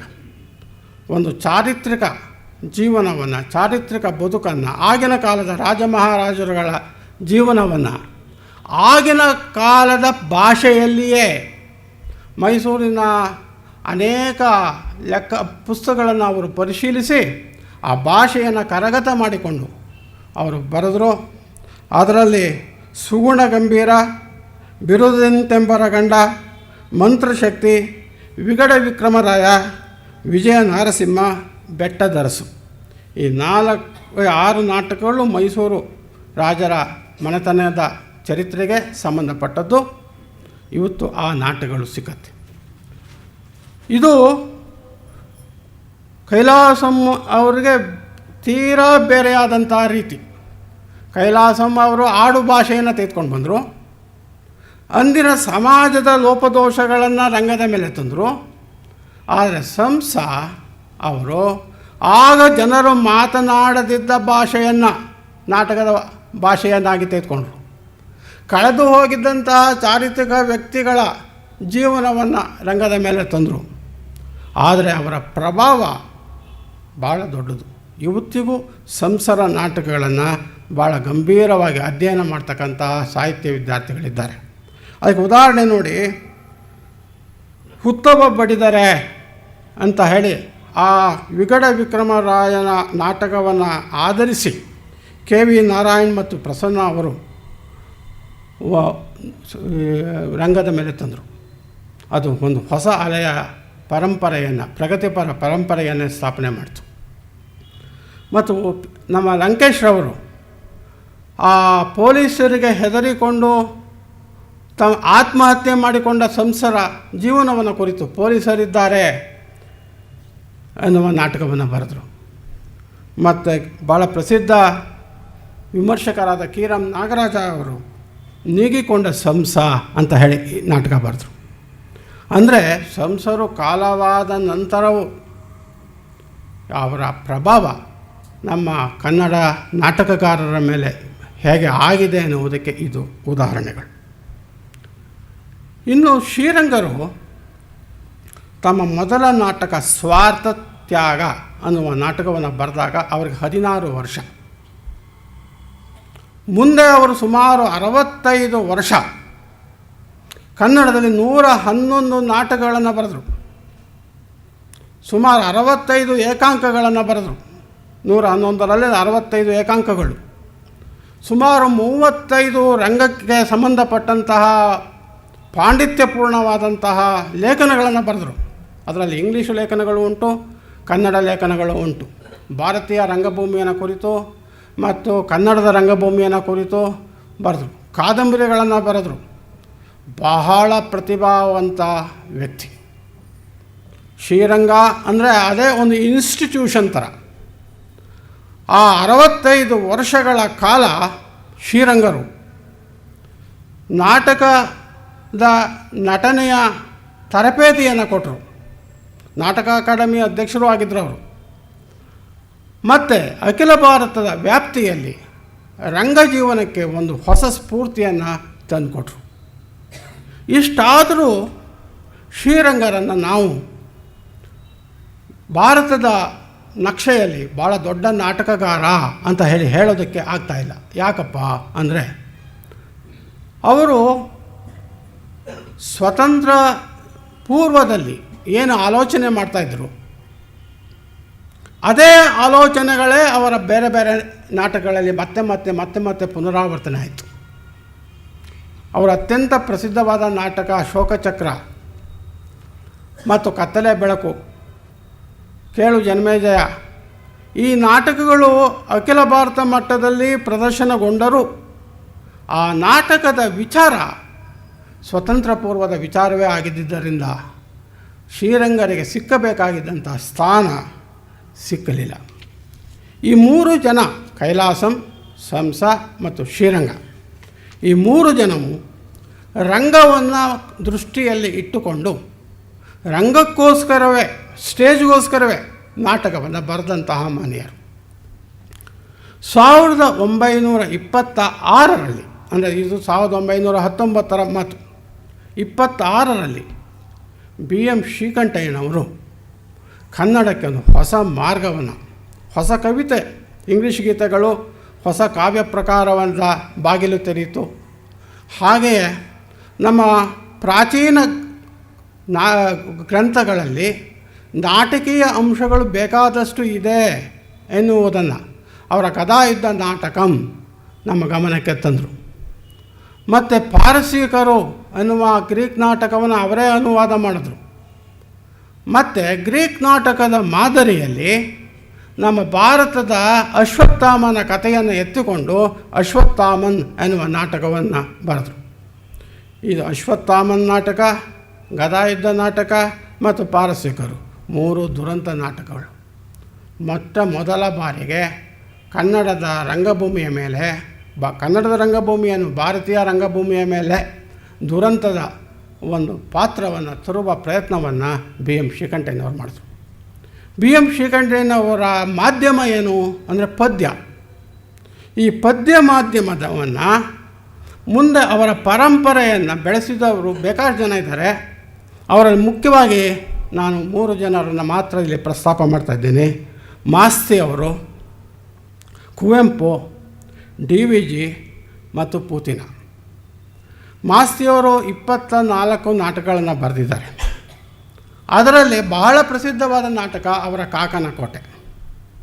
ಕಾಕನ ಕೋಟೆ ನಾಟಕ ಒಂದು ಬುಡಗಟ್ಟು ಜನಾಂಗ ರಾಜರ ಆಡಳಿತದ ಕಕ್ಷೆಗೆ ಬಂದಂತಹ ಕಥೆಯನ್ನು ಎತ್ತುಕೊಂಡು ಅವರು ಬಹು ಸುಂದರವಾದಂತಹ ಒಂದು ಜಾನಪದೀಯ ಅನ್ನಬಹುದಾದಂತಹ ಒಂದು ನಾಟಕವನ್ನು ಬರೆದರು. ಆ ನಾಟಕವನ್ನು ಮತ್ತೊಬ್ಬ ಜ್ಞಾನಪೀಠ ಪ್ರಶಸ್ತಿ ವಿಜೇತ ಗಿರೀಶ್ ಕಾರ್ನಾಡ್ ಅವರು ಸಿನಿಮಾ ಮಾಡಿದ್ರು. ಅದು ರಾಷ್ಟ್ರ ಮಟ್ಟದಲ್ಲಿ ಆ ಬಹುಮಾನವನ್ನು ಗಳಿಸಿತು. ನಾಟಕವಾಗಿ ಮತ್ತು ಸಿನಿಮಾವಾಗಿ ಮಾಸ್ತಿಯವರ ಕಾಕನ ಕೋಟೆ ಇವತ್ತಿಗೂ ಮೊದಲ ದರ್ಜೆಯ ನಾಟಕ ಅಂತ ಹೇಳಿ ಅನ್ನಿಸಿಕೊಂಡಿದೆ. ನಮ್ಮ ರಾಷ್ಟ್ರಕವಿ ಕುವೆಂಪು ಅವರು ಶೇಕ್ಸ್ಪಿಯರ್ನ ನಾಟಕಗಳನ್ನು ರೂಪಾಂತರ ಮಾಡಿದ್ದಲ್ಲದೆ ಬೆರಳಿಗೆ ಕೊರಳು, ಸ್ಮಶಾನ ಕುರುಕ್ಷೇತ್ರ ಮತ್ತು ಶೂದ್ರ ತಪಸ್ವಿ, ಈ ಪುರಾಣ ಕಥೆಗಳನ್ನು ಆಧುನಿಕ ಪರಿಸರದಲ್ಲಿ ನೋಡುವ, ಆಧುನಿಕ ಸಮಸ್ಯೆಯನ್ನು ಪುರಾಣದ ಪಾತ್ರಗಳಿಂದ ಎತ್ತಿ ಹಿಡಿಯುವ ಒಂದು ಪ್ರಯತ್ನವಾಗಿ ಈ ನಾಟಕಗಳನ್ನು ತಗೊಂಡು ಬಂದರು. ಅವರ ಬೆರಳಿಗೆ ಕೊರಳು ನಾಟಕ ಭಾಳ ಸುಂದರವಾದ ನಾಟಕ. ಹಾಗೆಯೇ ಶೂದ್ರ ತಪಸ್ವಿ, ಅದನ್ನು ಮಾಸ್ತಿಯವರು ವಿರೋಧ ಮಾಡಿ ಅದು ಒಂದು ಸಾಹಿತ್ಯಿಕ ಚರ್ಚೆಯಾಗಿ ಭಾಳ ದೊಡ್ಡ ಹೆಸರೇ ಗುಲ್ಲು ಅಂತ ಕರೆಯೋಣ, ಅದನ್ನು ಗುಲ್ಲಾಗಿ ಅದು ಈಗ ಸಾಹಿತ್ಯದ ಚರಿತ್ರೆಯ ಒಂದು ಅಂಶವಾಗಿ ಸೇರೋಗ್ಬಿಟ್ಟಿದೆ. DVG ಅವರು ಮ್ಯಾಕ್ಬತ್ ನಾಟಕವನ್ನು ಬಹಳ ವಸ್ತುನಿಷ್ಠವಾಗಿ ಅನುವಾದ ಮಾಡಿದ್ದಾರೆ. ಅವರ ಪರಶುರಾಮ, ಮಹಾಚುನಾವಣೆ, ಈ ನಾಟಕಗಳು ನಮ್ಮ ರಾಜಕೀಯ ರಂಗದವನ್ನು ಎಷ್ಟು ಕಲುಷಿತಗೊಂಡಿದೆ ಅನ್ನುವುದನ್ನು ಆಗಿನ ಕಾಲಕ್ಕೆ ತಕ್ಕಾಗಿ, ಇನ್ನೂ ಈಗಿದ್ದರೆ ಇನ್ನೂ ಕಲುಷಿತಗೊಂಡೋಗಿದೆ. ಭ್ರಷ್ಟಾಚಾರದಲ್ಲಿ ನಾವು ಮುಳುಗಿ ಹೋಗ್ಬಿಟ್ಟಿದ್ದೇವೆ. ಆಗ ನಾವು ಭ್ರಷ್ಟಾಚಾರದ ಕಡೆಗೆ ಪ್ರಯಾಣ ಪ್ರಾರಂಭ ಮಾಡಿದ್ವಿ. ಅದನ್ನು ಅವರು ಆ ನಾಟಕಗಳಲ್ಲಿ ಗುರುತಿಸಿದ್ದಾರೆ. ಮತ್ತು ಭಸ್ಮಾಸುರ ಮೋಹಿನಿ, ಗೀತಾ ಶಾಕುಂತಲ, ಶೃಂಗಾರ ಮಂಗಲಂ ಇವು ಶ್ರಾವ್ಯ ಗೀತ ರೂಪಕ ಅಂತ ನಾನು ನನ್ನ ಥೀಸಿಸ್ನಲ್ಲಿ ಕರೆದಿದ್ದೀನಿ. ಯಾಕೆಂತೇಳಿದ್ರೆ ಕೇಳೋಕ್ಕೆ ಬಹಳ ಇಂಪಾದಂತಹ ಸುಂದರವಾದ ಕಲ್ಪನೆಗಳಿಂದ ಕೂಡಿದಂತಹ ಒಂದು ಪರಂಪರೆಯನ್ನು ಎತ್ತಿ ಹಿಡಿತಕ್ಕಂತಹ ನಾಟಕಗಳು ಅವು ಶ್ರಾವ್ಯ ಗೀತ ರೂಪಕಗಳು. ಇವರ ಜೊತೆಗೆ ಪೂತಿನ ಅವರು 23 ನಾಟಕಗಳನ್ನು ಬರೆದಿದ್ದಾರೆ. ಕನ್ನಡಕ್ಕೆ ಒಬ್ಬನೇ ಪೂತಿನ. ಗೀತ ನಾಟಕದ ವಿಚಾರಕ್ಕೆ ಬಂದರೆ ಅವರ ಸಮ ನಿಂತ್ಕೊಳ್ತಕ್ಕಂತಹ ಮತ್ತೊಬ್ಬ ನಾಟಕಕಾರ ಇಲ್ಲ. ಗೀತ ನಾಟಕ ಅನ್ನುವುದು ಪಾಶ್ಚಾತ್ಯ ಅಪೇರ ಅಂತ ನಾವು ಯಾವುದನ್ನು ಗುರುತಿಸ್ತಾ ಇದ್ದೀವಿ ಅದರ ತದ್ವತ್ ರೂಪವೇ. ಅವರ ಹಂಸದಮಯಂತಿ ಮತ್ತು ಇತರ ರೂಪಕಗಳು ಎನ್ನುವ ಗೀತನಾಟಕಕ್ಕೆ ಕೇಂದ್ರ ಸಾಹಿತ್ಯ ಅಕಾಡೆಮಿಯ ಬಹುಮಾನ ದೊರೆತು ಆ ನಿಟ್ಟಿನಲ್ಲಿ ಅವರು ಅಗ್ರಮಾನ್ಯರಾಗಿದ್ದಾರೆ ಪೂತಿ ನರಸಿಂಹಾಚಾರ್ಯ. ಅದರಲ್ಲೂ ಅವರ ಗೋಕುಲ ನಿರ್ಗಮನ ಆಧುನಿಕ ವಿಮರ್ಶಕರನ್ನೂ ಬಹಳವಾಗಿ ಆಕರ್ಷಿಸಿದೆ. ಅವರ ಅಹಲ್ಯೆ ಮತ್ತು ಗೋಕುಲ ನಿರ್ಗಮನ ಬಹಳ ಚರ್ಚಿತವಾಗಿರ್ತಕ್ಕಂಥ ನಾಟಕಗಳು. ಅವರು ಗೋಕುಲದಿಂದ ಮಧುರೆಗೆ ಬಂದಂತಹ ಆ ಘಟನೆ ಇದೆಯಲ್ಲ, ಅದು ಆಧುನಿಕ ನಾಗರಿಕತೆಯನ್ನು ಸವಾಲಾಗಿ ಸ್ವೀಕರಿಸಿದ ಅಂತಹ ಒಂದು ಪ್ರಸಂಗವನ್ನಾಗಿ ಆಧುನಿಕ ವಿಮರ್ಶಕರು ಪರಿಗಣಿಸ್ತಾ ಇದ್ದಾರೆ. ಮತ್ತು ಅಹಲ್ಯೆಯನ್ನು ಕುರಿತು ನಮ್ಮ ಅನೇಕ ವಿಮರ್ಶಕರು ಅನೇಕ ದೃಷ್ಟಿಯಿಂದ ಅದರ ಹೊಸತನವನ್ನು ಗುರುತಿಸಿದ್ದಾರೆ. ಅವರ ನಿಜವಾಗಿ ಅವರ ಸತ್ಯಾಯನ ಹರಿಶ್ಚಂದ್ರ ವಿಮರ್ಶಕರ ಗಮನ ಸೆಳೀಬೇಕಾಗಿತ್ತು. ಅದು ಬಹಳ ಸುಂದರವಾದ ನಾಟಕ. ನಮ್ಮ ಆಧ್ಯಾತ್ಮಿಕ ರಂಗವನ್ನು ಆಳವಾಗಿ ಪರಿಶೀಲಿಸಿರ್ತಕ್ಕಂಥ ನಾಟಕ ಅದು ಸತ್ಯಾಯನ ಹರಿಶ್ಚಂದ್ರ. ಆದರೆ ಅದು ಯಾಕೋ ಏನೋ ವಿಮರ್ಶಕರು ಅದರ ಕಡೆಗೆ ಗಮನ ಕೊಟ್ಟಿಲ್ಲ. ಇವರು ನನಗೆ ಆಹ್ವಾನ ಕೊಟ್ಟಾಗ ನಾನು ಪೂತಿ ನರಸಿಂಹಾಚಾರ್ಯ ನಾಟಕನೇ ಮಾತಾಡ್ತೀನಿ ಅಂತ ಹೇಳಿದೆ ಅವ್ರಿಗೆ, ರಾಮು ಅವ್ರಿಗೆ. ನನ್ನ ದೃಷ್ಟಿಯಲ್ಲಿ ಏನಿತ್ತಪ್ಪ ಅಂದರೆ ಸತ್ಯಾಯನ ಹರಿಶ್ಚಂದ್ರವನ್ನು ಕುರಿತು ಮಾತಾಡಬೇಕು ಅಂತಿತ್ತು. ಆದರೆ ಇವತ್ತು ವಿಶಾಲವಾದಂತಹ ಈ ವಿಚಾರವನ್ನು ಮಾತಾಡೋಕ್ಕೆ ಅವಕಾಶ ಕೊಟ್ಟಿದ್ದಾರೆ. ನನ್ನ ನೆನಪನ್ನು ಮತ್ತೊಮ್ಮೆ ತೊಳೆಯುವ ಒಂದು ಅವಕಾಶ ಇದು. ಇದಕ್ಕೆ ಈ ಗೀತನಾಟಕಗಳು ಬಂದಾಗ ಪೂತಿನಾಗೆ ಸರಿ ಜೋಡಿಯಾಗಿ ನಿಲ್ಲುವ ಮತ್ತೊಬ್ಬ ನಾಟಕಕಾರ ಡಾಕ್ಟರ್ ಶಿವರಾಮ ಕಾರಂತರು. ಶಿವರಾಮ ಕಾರಂತ ಅಂದರೆ ಒಬ್ಬ ದೈತ್ಯ, ಸಾಹಿತ್ಯ ದೈತ್ಯ ಆತ. ಅವರಿಗೆ ಹೋಲಿಸುವಂಥ ಮತ್ತೊಬ್ಬ ಸಾಹಿತ್ಯ ಕನ್ನಡದಲ್ಲಂತೂ ಇಲ್ಲ.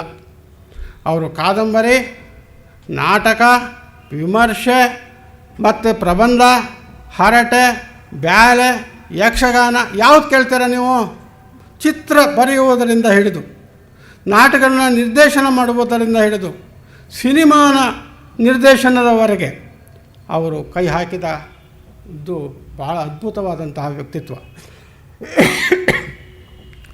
ಅವರು ಸುಮಾರು 20 ನಾಟಕಗಳನ್ನು ಬರೆದಿದ್ದಾರೆ. ಅದರಲ್ಲಿ 2 ಭಾಗ. ಒಂದು ಬ್ಯಾಲೆ, ರಷ್ಯನ್ ಬ್ಯಾಲೆಗಳಿಗೆ ಹತ್ತಿರವಾಗಬಹುದಾದಂತಹ ಗೀತನಾಟಕಗಳು. ಲವಕುಶ, ಸಾವಿತ್ರಿ ಸತ್ಯವಾನು, ಕಿಸಾ ಗೌತಮೆ, ಮುಕ್ತದ್ವಾರ ಇತ್ಯಾದಿ ನಾಟಕಗಳು ಬ್ಯಾಲೆಗೆ ಸಂಬಂಧ ಹತ್ತಿರ ಆಗ್ತಕ್ಕಂಥದ್ದು ಮತ್ತು ಗೀತನಾಟಕಗಳಿಗೆ ಬರ್ತಕ್ಕಂಥದ್ದು. ಇಲ್ಲಿ ಒಂದು ವಿಚಾರವನ್ನು ನಾನು ನಿಮ್ಮ ಗಮನಕ್ಕೆ ತರೋಕ್ಕೆ ಇಷ್ಟಪಡ್ತೀನಿ. ಪೂತಿ ನರಸಿಂಹಾಚಾರ್ಯ ತಮ್ಮ ಮನಸ್ಸಿನಲ್ಲೇ ರಂಗವನ್ನು ಕಲ್ಪನೆ ಮಾಡಿಕೊಂಡ್ರು. ಅದು ಶಿವರಾಮ ಕಾರಂತರು ಹಾಗಲ್ಲ. ತಾವು ಬರೆದ ನಾಟಕವನ್ನು ರಂಗದ ಮೇಲೆ ತಂದರು. ಪ್ರತಿಯೊಂದು ನಾಟಕಕ್ಕೂ 2 ಥರ 3 ಥರ ಅವರು ರಂಗದ ಮೇಲೆ ಅದನ್ನು ಎಕ್ಸ್ಪೆರಿಮೆಂಟ್ ಪ್ರಯೋಗವಾಗಿ ತಂದಿದ್ದಾರೆ. ಮತ್ತು ಯಕ್ಷಗಾನ ಮತ್ತು ಬಯಲಾಟ ಅವರ ಅತ್ಯಂತ ದೊಡ್ಡ ಕೃತಿ. ಅದಕ್ಕೆ ಸ್ವಿಸ್ ಅಕಾಡೆಮಿಯವರು ಅದಕ್ಕೆ ಪುರಸ್ಕಾರವನ್ನು ನೀಡಿದರು. ಮತ್ತು ನಮ್ಮ ಕೇಂದ್ರ ಸಾಹಿತ್ಯ ಅಕಾಡೆಮಿಯು ಅದಕ್ಕೆ ಪುರಸ್ಕಾರ ನೀಡಿತು. ಮತ್ತು ಜ್ಞಾನಪೀಠ ಅವರ ಮುಖಜ್ಜಿಯ ಕನಸುಗಳಿಗೆ ಜ್ಞಾನಪೀಠ ಪ್ರಶಸ್ತಿಯು ಬಂದಿರೋದು ನಿಮಗೆ ಗೊತ್ತಿದೆ. ಇದು ಈ ಮೈಸೂರು ಕಡೆಯ ಕೆಲಸ. ಧಾರವಾಡದ ಕಡೆ ದಾರಾ ಬೇಂದ್ರೆ ಅವರು ಮತ್ತು GB ಜೋಶಿ ಅವರು ಇದೇ ಕೆಲಸವನ್ನು ಮಾಡಿದ್ರು. ಬೇಂದ್ರೆ ಅವರು ಮುಖ್ಯವಾಗಿ ತಿರ್ಗಾ ಕಾರಂತರನ್ನು ಹೋಲಿಸುವ ವ್ಯಕ್ತಿ ಕನ್ನಡದಲ್ಲಿಲ್ಲ ಅನ್ನೋ ಹಾಗೆ ಕವಿತ್ವಕ್ಕೆ ಬಂದಾಗ ಬೇಂದ್ರೆಯ ಹತ್ತಿರಕ್ಕೆ ಬರುವ ಕವಿಗಳು ಕಮ್ಮಿ ಇಲ್ಲವೇ ಇಲ್ಲ ನಮ್ಮಲ್ಲಿ. ದ.ರಾ ಬೇಂದ್ರೆಯವರು ಭಾಳ ದೊಡ್ಡ ಕವಿ. ಅವರು ನಾಟಕ ಅಷ್ಟು ಇಂಪಾರ್ಟೆಂಟ್ ಆಗಿ ತೆಗೆದುಕೊಳ್ಳಿಲ್ಲ. ಅವರಲ್ಲಿ ವ್ಯಂಗ್ಯ, ವಿಡಂಬನೆ ಏನೇ ಪ್ರಧಾನವಾಗಿಟ್ಕೊಂಡು ನಗೆಯ ಹೊಗೆ, ಉದ್ಧಾರ, ಸಾಯೋ ಆಟ ಅನ್ನುವ ನಾಟಕಗಳನ್ನು ಬರೆದರು. ಜಿ.ಬಿ. ಜೋಶಿ ಅವರನ್ನು ಜಡಭರತ ಅಂತ ಕರೀತಾರೆ. ಅವರು ಮಾತಾಡ್ತಾ ಇರಲಿಲ್ಲ, ಆದರೆ ಬಹಳ ಸುಂದರವಾದ ನಾಟಕಗಳನ್ನು ಬರೆದಿದ್ದಾರೆ. ಅವರ ಕದಡಿದ ನೀರು, ಸತ್ತವರ ನೆರಳು, ಒಂದು ಧರ್ಮ ಒಂದು ಮಠದ ಆವರಣಕ್ಕೆ ಬಂದುಬಿಟ್ಟಾಗ ಅದು ಹೇಗೆ ಸತ್ತೋಗುತ್ತೆ, ಧರ್ಮ ಅನ್ನೋದು ಹೇಗೆ ಕುಂದೋಗುತ್ತೆ ಅನ್ನೋದನ್ನು ಸತ್ತವರ ನೆರಳು ಅದ್ಭುತವಾಗಿ ಚಿತ್ರಿಸುತ್ತೆ. ಅದನ್ನು ನಮ್ಮ ಬಿ.ವಿ. ಕಾರಂತರವರು ತಮ್ಮ ಪ್ರತಿಭೆಗೆ ತಕ್ಕ ಹಾಗೆ ನಿರ್ದೇಶನ ಮಾಡಿದ್ದಾರೆ. ಸತ್ತವರ ನೆರಳು ಭಾಳ ಶ್ರೇಷ್ಠ ನಾಟಕ. ಇದಲ್ಲದೆ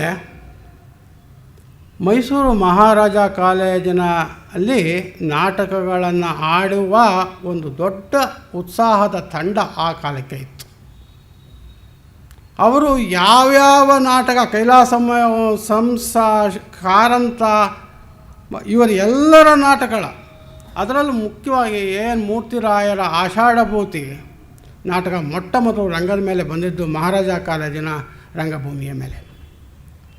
ಏನು ಮೂರ್ತಿ, ಕ್ಷೀರಸಾಗರ, ದಾಶರಥಿ ದೀಕ್ಷಿತು, ಗುಂಡಣ್ಣ, ಇವರೆಲ್ಲರೂ ಈ ಕಾಲೇಜಿನ ನಾಟಕಗಳಿಗೋಸ್ಕರವೇ ಬೇಕಾದಷ್ಟು ನಾಟಕಗಳನ್ನು ಬರೆದರು. ಈಗ ಕಾಲೇಜಿನಲ್ಲಿ ನಾಟಕ ಆಡುವುದು ನಿಂತೋಗಿದೆ.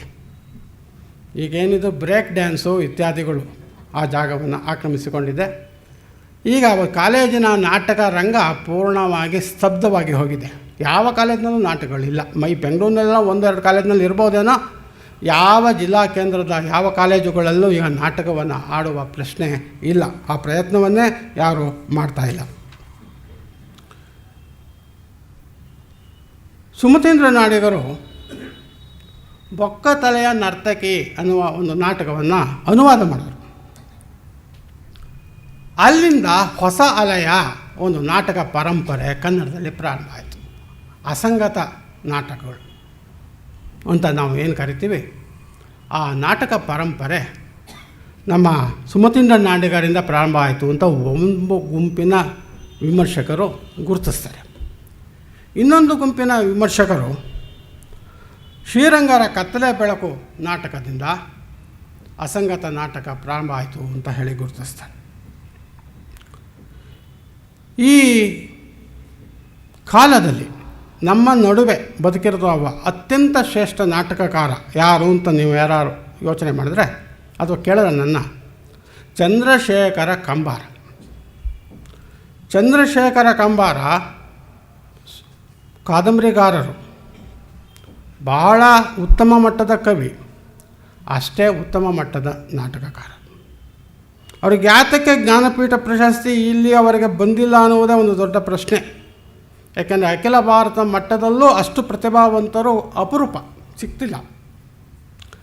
ಅವರು ಅಸಂಗತ ನಾಟಕ 2 ಬರೆದಿದ್ದಾರೆ, ನಾರ್ಸಿಸಸ್ ಮತ್ತು ಚಾಳೇಶ ಅಂತ ಹೇಳಿ.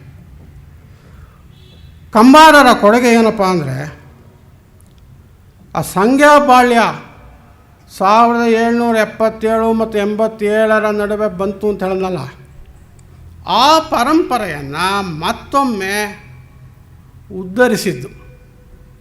ಅವರ ಜೋಕುಮಾರ ಸ್ವಾಮಿ, ಋಷ್ಯಶೃಂಗ, ಸಿರಿಸಂಪಿಗೆ, ಮಹಾಮಾಯಿ ಇವು ಆಧುನಿಕ ಜನಪದ ನಾಟಕಗಳು. ಮತ್ತು ಪ್ರಹಸನ ಅಂದರೆ 1-2 ದೃಶ್ಯಗಳಲ್ಲಿಯೇ ನಾಟಕ ಮುಕ್ತಾಯ ಆಗಬೇಕು. ಅದಕ್ಕೆ ಕೈಲಾಸಮ್ಮರವರನ್ನು ಪ್ರಹಸನ ಪಿತಾಮಹ ಅಂತ ಕರೀತಾರೆ. ಕಂಬಾರರು ತುಕ್ರನ ಕನಸು, ಅಲಿಬಾಬಾ ಮತ್ತು 40 ಕಳ್ಳರು, ಸಾಂಬಶಿವ ಇವು ಅತ್ಯುತ್ತಮ ಪ್ರಹಸನಗಳು ಅಂತ ಹೇಳಿ ವಿಮರ್ಶಕರು ಗುರುತಿಸಿದ್ದಾರೆ. ಈ ಅಸಂಗತ ನಾಟಕಗಳ ಪರಂಪರೆಯಲ್ಲಿ ಚಂದ್ರಶೇಖರ ಪಾಟೀಲರು ಕೊಡೆಗಳು, ಅಪ್ಪ, ಟಿಂಗರ ಬುಡ್ಡಣ್ಣ ಇತ್ಯಾದಿ ನಾಟಕಗಳನ್ನು ಬರೆದಿದ್ದಾರೆ. ಚಂದ್ರಕಾಂತ ಕುಸನೂರವರು ಅಸಂಗತ ನಾಟಕಗಳು ಅಂತ ಹೇಳಿ ಒಂದು ಸಂಕಲನವನ್ನೇ ತಂದಿದ್ದಾರೆ. ನಾ ರತ್ನ, ಎಚ್ ಎಂ ಚೆನ್ನಯ್ಯ ಇವರೆಲ್ಲ ಬ್ರೆಕ್ಟ್ ಅನ್ನುವ ಪಾಶ್ಚಾತ್ಯ ಕವಿಯ ಎಪಿಕ್ಸ್ ಥಿಯೇಟರ್ ಅನ್ನುವುದನ್ನು ಕನ್ನಡಕ್ಕೆ ತರುವ ಪ್ರಯತ್ನವನ್ನು ಮಾಡಿದ್ದಾರೆ. ಲಂಕೇಶ್ ಅವರ ಹೆಸರು ನಿಮಗೆಲ್ಲರಿಗೂ ಗೊತ್ತಿದೆ. ಲಂಕೇಶ್ ಪತ್ರಿಕೆಯ ಮೂಲಕ ಅವರು ಒಳ್ಳೆಯ ಕಾದಂಬರಿಗಾರರು, ಭಾಳ ದೊಡ್ಡ ವಿಮರ್ಶಕರು, ಅಷ್ಟೇ ದೊಡ್ಡ ನಾಟಕಕಾರ. ಟಿ ಪ್ರಸನ್ನನ ಗೃಹಸ್ಥಾಶ್ರಮ, ನನ್ನ ತಂಗಿಗೆ ಒಂದು ಗಂಡು ಕೊಡಿ, ತೆರೆಗಳು, ಇವು ಏಕಾಂಕಗಳು. ಸಂಕ್ರಾಂತಿ ಅನ್ನುವುದು ಬಿಜ್ಜಳ ಬಸವಣ್ಣನವರ ಕಾಲದ ಆ ಗಲಾಟೆ ಆಯ್ತಲ್ಲ, ಅದರ ಹಿನ್ನೆಲೆಯಲ್ಲಿ ಇಟ್ಕೊಂಡು ಒಮ್ಮ ಪ್ರೇಮದ ಕಥೆಯನ್ನು, ಆಧುನಿಕ ಪ್ರೇಮದ ಕಥೆಯನ್ನು ಆ ಚಾರಿತ್ರಿಕ ಹಿನ್ನೆಲೆಯಲ್ಲಿ ನೋಡುವ ಒಂದು ಪ್ರಯತ್ನ ಮಾಡಿದ್ದಾರೆ. ಅದು ಅಖಿಲ ಭಾರತ ಮಟ್ಟದಲ್ಲಿ ಬಹಳ ಒಳ್ಳೆಯ ನಾಟಕ ಅಂತ ಹೇಳಿ ಹೆಸರು ಪಡೆದಿದೆ. ಅವರ ಗುಣಮುಖ ಅನ್ನುವುದು ಇನ್ನೊಂದು ಒಳ್ಳೆಯ ನಾಟಕ. ಈಗ ನಮ್ಮ ಕನ್ನಡ ರಂಗಭೂಮಿಯಲ್ಲಿ ಬಹಳ ಆ್ಯಕ್ಟಿವ್ ಅಂತೀವಲ್ಲ, ಕಾರ್ಯ ತತ್ಪರರಾಗಿರ್ತಕ್ಕಂಥ ನಿರ್ದೇಶಕರು ಪ್ರಸನ್ನ. ಅವರ ದಂಗೆಯ ಮುಂಚಿನ ದಿನಗಳು, ತದ್ರೂಪ್ ಎನ್ನುವ ನಾಟಕ, ಟಿ ವಿ ಸೀರಿಯಲ್ಸಿಂದ ಭಾಳ ಪ್ರಸಿದ್ಧರಾಗಿರುವ ಸೀತಾರಾಮ ಅವರ ನಮ್ಮೊಳಗೊಬ್ಬ ನಾಜೂಕಯ, ವೈಕುಂಠರಾಜು ಅವರ ಸಂದರ್ಭ, ಕೆ ವಿ ಅಕ್ಷರ ಅವರ ಸಹ್ಯಾದ್ರಿ ಕಾಂಡ, ಲಿಂಗದೇವರು ಹಳೆ ಮನೆ, ಅವರ ಚಿಕ್ಕದೇವರ ಭೂಪ, ಇವು ಈ ಹೊಸ ಅಲೆಯ ನಾಟಕಗಳಲ್ಲಿ ಈಗ ಪ್ರಸಿದ್ಧಿಯನ್ನು ಪಡೆದು ರಂಗದಲ್ಲಿ ಅನೇಕ ಸಲ ರಂಗದಲ್ಲಿ ಪ್ರದರ್ಶನಗೊಂಡಿರುವ ನಾಟಕಗಳು. ಕಂಬಾರರು ಒಂದು ರೀತಿಯಲ್ಲಿ ಜನಪದ ನಾಟಕಗಳನ್ನು ರಚನೆ ಮಾಡ್ತಾ ಇದ್ದಾರೆ, ಇನ್ನೂ ಅವರು ಆ್ಯಕ್ಟಿವ್ ಆಗಿದ್ದಾರೆ. ಅವರಿಗೆ ಸಮಾನಾಂತರವಾಗಿ ಎಚ್ ಎಸ್ ಶಿವಪ್ರಕಾಶ್ ಅವರು ಅವರ ನಾಟಕಗಳ ಹತ್ತಿರಕ್ಕೆ, ಅವರಷ್ಟೇ ಎತ್ತರಕ್ಕೆ ಬರುವಂತಹ ಮಂಟೇಸ್ವಾಮಿ ಕಥಾಪ್ರಸಂಗ ಮತ್ತು ಮಹಾಚೈತ್ರ, ಅದು ಭಾಳ ದೊಡ್ಡ ಗಲಾಟೆ ಆಯಿತು. ಅದನ್ನು ಬ್ಯಾನ್ ಮಾಡಿರೂ ಸಹ ಕರ್ನಾಟಕ ಸರ್ಕಾರ ಬ್ಯಾನ್ ಮಾಡುವ ಪ್ರಯತ್ನವೂ ಮಾಡ್ತು. ಮಹಾಚೈತ್ರ ಆ ನಾಟಕದಿಂದ ಅವರು ಅಖಿಲ ಭಾರತ ವ್ಯಾಪ್ತಿಯಲ್ಲಿ ಪ್ರಸಿದ್ಧಿಯನ್ನು ಪಡೆದರು. ಮತ್ತು ದಲಿತ ನಾಟಕಗಳನ್ನು, ದಲಿತ ಸಂವೇದನೆ ಅಂದರೆ ಇಡೀ ಸಮಾಜ ತಿರಸ್ಕರಿಸಲ್ಪಟ್ಟ ಜನಾಂಗ ತಮ್ಮ ಒಡಲ ನೋವನ್ನು ಹೇಳಿಕೊಳ್ಳುವ ಪ್ರಯತ್ನವಾಗಿ ಸಿದ್ಧಲಿಂಗಯ್ಯನವರು ಈ ನಾಟಕ ಪರಂಪರೆಯನ್ನು ಪ್ರಾರಂಭ ಮಾಡಿದರು. ಸಿದ್ಧಲಿಂಗಯ್ಯ ಅವರ ಪಂಚಮ, ಏಕಲವ್ಯ ಮತ್ತು ಸಿ ಜಿ ಕೃಷ್ಣಸ್ವಾಮಿ ಅವರು ಒಡಲಾಳ, ಬಸವಲಿಂಗಯ್ಯನವರ ಕುಸುಮಬಾಲೆ, ಇದು ದೇವನೂರು ಮಹಾದೇವ ಅವರ ಕಥೆಗಳು, ಕಾದಂಬರಿಗಳು, ಅದನ್ನು ನಾಟಕವಾಗಿ ತಂದು ಕನ್ನಡದಲ್ಲಿ ದಲಿತ ಸಂವೇದನೆಯ ನಾಟಕಗಳನ್ನು ತಂದರು. ಈಗ ಒಂದು ಇಡೀ ಕನ್ನಡ ನಾಟಕ ಪ್ರಪಂಚದಲ್ಲಿ ಹಿಂದೆ ಎಂದೂ ಇಲ್ಲದೇ ಇದ್ದಂತಹ, ಮುಂದೆ ಎಂದೋ ಬರಬಹುದಾದಂತಹ ಅತ್ಯಂತ ಪ್ರತಿಭಾವಂತ ನಾಟಕಗಾರ ಗಿರೀಶ್ ಕಾರ್ನಾಡ್. ಅವರು ನಾಟಕಕಾರ, ನಟ, ನಿರ್ದೇಶಕ ಅಷ್ಟೇ ಅಲ್ಲ, ಸಾಂಸ್ಕೃತಿಕ ರಾಯಭಾರಿ. ಅವರು ಸಿನಿಮಾಗಳನ್ನು ನಿರ್ದೇಶನ ಮಾಡಿದ್ದಾರೆ. ನಮ್ಮ ಕುವೆಂಪುರವರ ಕಾನೂರು ಹೆಗ್ಗಡತಿ ಇದು ಮಾಡಿದ್ದಾರೆ, ನಮ್ಮ ಕಾಕನ ಕೋಟೆಯನ್ನು ನಿರ್ದೇಶನ ಮಾಡಿದ್ದಾರೆ.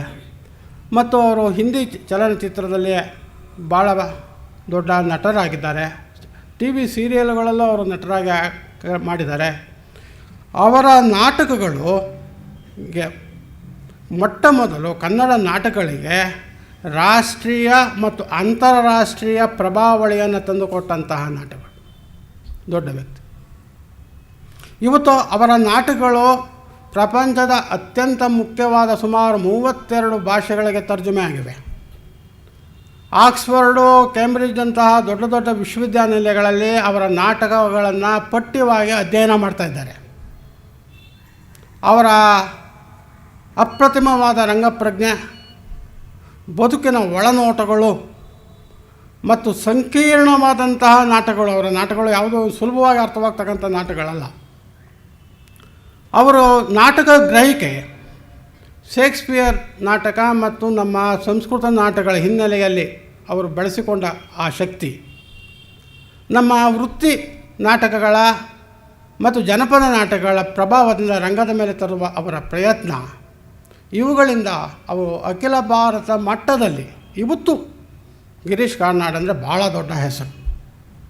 ಇಲ್ಲಿ ನಮ್ಮವರು ಸಣ್ಣ ಪುಟ್ಟ ವ್ಯಕ್ತಿಗಳು, ಅವ್ರಿಗೆ ಕನ್ನಡ ಪ್ರಜ್ಞೆ ಇಲ್ಲ, ಕನ್ನಡದ ಅಕ್ಷರ ಬರಲ್ಲ, ಕಾಗುಂಟ ಬರಲ್ಲ ಅಂತೆಲ್ಲ ಮಾತುಗಳು ಆಡ್ಬೋದು. ಆದರೆ ಇವತ್ತು ಭಾರತ ಮಟ್ಟದಲ್ಲಿ ನಮ್ಮ ಕನ್ನಡದ ಧ್ವಜವನ್ನು ಎತ್ತಿ ಹಿಡಿದಿರ್ತಕ್ಕಂಥ ಅಂತಾರಾಷ್ಟ್ರೀಯ ಮಟ್ಟದ ಒಬ್ಬ ನಾಟಕಗಾರ ಯಾರಿದ್ದರೆ ಅವರು ಗಿರೀಶ್ ಕಾರ್ನಾಡ್ ಅವರು.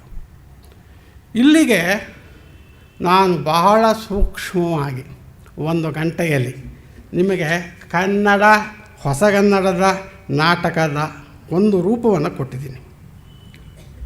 ಆದರೆ ಇದು ಇಷ್ಟೇ ಅಲ್ಲ, ರಂಗ ಇಲ್ಲದೆ ನಾಟಕ ಇಲ್ಲ. 1877ರಲ್ಲಿ ಶಾಂತಕವಿಗಳು ಒಂದು ಥಿಯೇಟರನ್ನು ಮಾಡದೆ ಹೋಗಿದ್ದಿದ್ರೆ ನಮ್ಮ ಅನುವಾದದ ನಾಟಕಗಳು ಬರ್ತಾನೆ ಇರಲಿಲ್ಲ. ಇವತ್ತು ಅಖಿಲ ಭಾರತ ಮಟ್ಟದಲ್ಲಿ ರಾಷ್ಟ್ರೀಯ ನಾಟಕ ಶಾಲೆ ಸ್ಥಾಪನೆ ಆಗಿದೆ. ಆ ನಾಟಕ ಶಾಲೆಗೆ ನಮ್ಮ ಕನ್ನಡದ ಅತ್ಯಂತ ಪ್ರತಿಭಾವಂತ ತರುಣರು ಅಲ್ಲಿ ಹೋಗಿ ತರಬೇತಿಯನ್ನು ಪಡೆದು ಮತ್ತೆ ವಾಪಸ್ಸಾಗಿ ಇಲ್ಲಿ ಆ ನಾಟಕಗಳನ್ನು ಹೇಳಿಕೊಡುವ, ನಾಟಕದ ಬಗ್ಗೆ ಹೆಗ್ಗೂಡಿನ ನೀನಾಸಂ, ಕೆ ವಿ ಸುಬ್ಬಣ್ಣನವರ ಹೆಗ್ಗೂಡಿನ ನೀನಾಸಂ ಮತ್ತು ಮೈಸೂರಿನ ರಂಗಾಯಣ, ಇವುಗಳು ಹಿಂದೆ ಎಂದೂ ಇಲ್ಲದಷ್ಟು ಕನ್ನಡ ನಾಟಕಗಳನ್ನು ಬೆಳೆಸಿವೆ.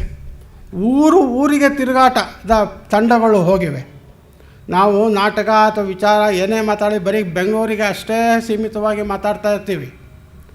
ಇಲ್ಲಿಯ ಈ ನಾಟಕ ಅನ್ನುವುದು ಬರೀ ವಿದ್ಯಾವಂತರ ಸಮುದಾಯಕ್ಕೆ ಮಾತ್ರ ಸೇರಿದ್ದು ಅನ್ನುವ ಮಾತನ್ನು ನಮ್ಮ ತಲೆಯಿಂದ ತೆಗೆದುಬೇಕು. ಯಾಕೆಂತೇಳಿದ್ರೆ ಸುಮಾರು 1000ಕ್ಕಿಂತಲೂ ವರ್ಷಗಳ ಹಿಂದಿನ ಜಾನಪದ ನಾಟಕ ಇವತ್ತಿಗೂ ಬಯಲಾಟವಾಗಿ ನಡ್ಕೊಂಡು ಬರ್ತಾನೇ ಇದೆ.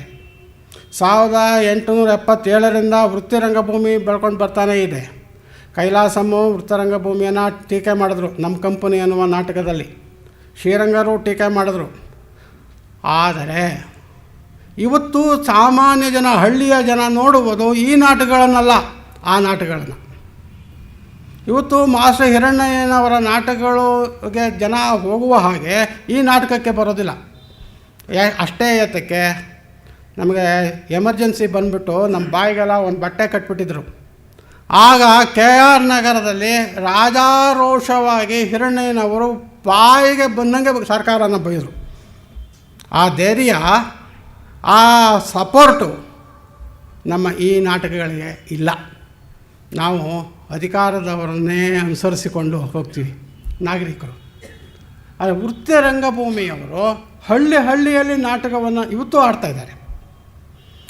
ಈ ರಂಗ ಸಂಸ್ಕೃತಿ ಏನಿದೆ ಅದು ಇವತ್ತು ಇಡೀ ಕರ್ನಾಟಕ ವ್ಯಾಪ್ತಿಯಲ್ಲಿ ಹರಡಿಕೊಳ್ಳುವುದಕ್ಕೆ ಕಾರಣ ಹೆಗ್ಗೋಡಿನ ನೀನಾಸಂ. ಆದ್ದರಿಂದಲೇ KV ಸುಬ್ಬಣ್ಣನವರಿಗೆ ಮೆಗಾಸಿಸ್ ಅವಾರ್ಡ್ ಅಂತ ಇಂಟರ್ನ್ಯಾಷನಲ್ ಅವಾರ್ಡ್ ಅವರಿಗೆ ಬಂತು. ಇದು ಮೊಟ್ಟ ಮೊದಲು ಕನ್ನಡಕ್ಕೆ ಸಿಕ್ಕಿದ ಅಂತಾರಾಷ್ಟ್ರೀಯ ಮಾನ್ಯತೆ.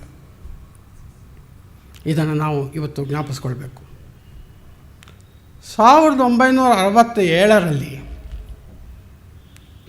ರಾಷ್ಟ್ರೀಯ ನಾಟಕ ಶಾಲೆಯಲ್ಲಿ ತರಬೇತಿಯನ್ನು ಪಡೆದಿದ್ದ BV ಕಾರಂತ ಕರ್ನಾಟಕವನ್ನು ಪ್ರವೇಶ ಮಾಡಿದರು. ಇವತ್ತು ನಮ್ಮ ರಂಗ ಚರಿತ್ರೆಯನ್ನು ನಾವು ನೋಡಿದರೆ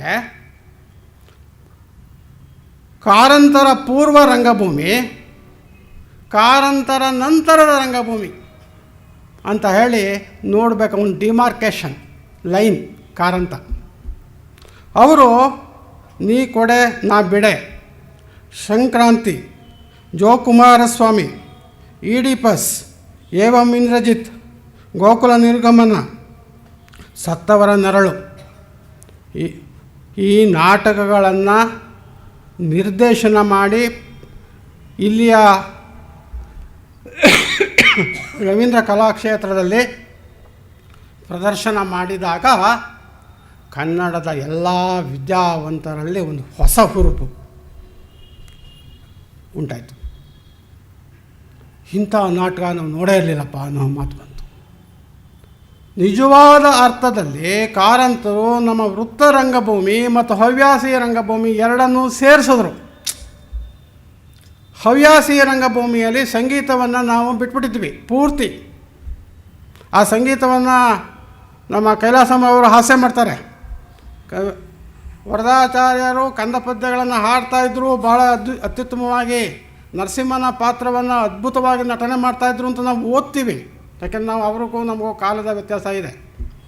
ಆದರೆ ಮತ್ತೆ ಪಿ ವಿ ಕಾರಂತ ಅಂತಹ ಒಂದು ರಂಗಪ್ರಜ್ಞೆಯನ್ನು, ಆ ಹಳೆಯ ಮತ್ತು ಹೊಸದರ ಸಂಯೋಗವನ್ನು ನಮ್ಮ ಕನ್ನಡದ ರಂಗಭೂಮಿಗೆ ತಂದು ಹೊಸ ರಕ್ತ ನಮ್ಮ ರಂಗಭೂಮಿಯಲ್ಲಿ ಚಲಿಸುವ ಹಾಗೆ ಮಾಡಿದ್ರು.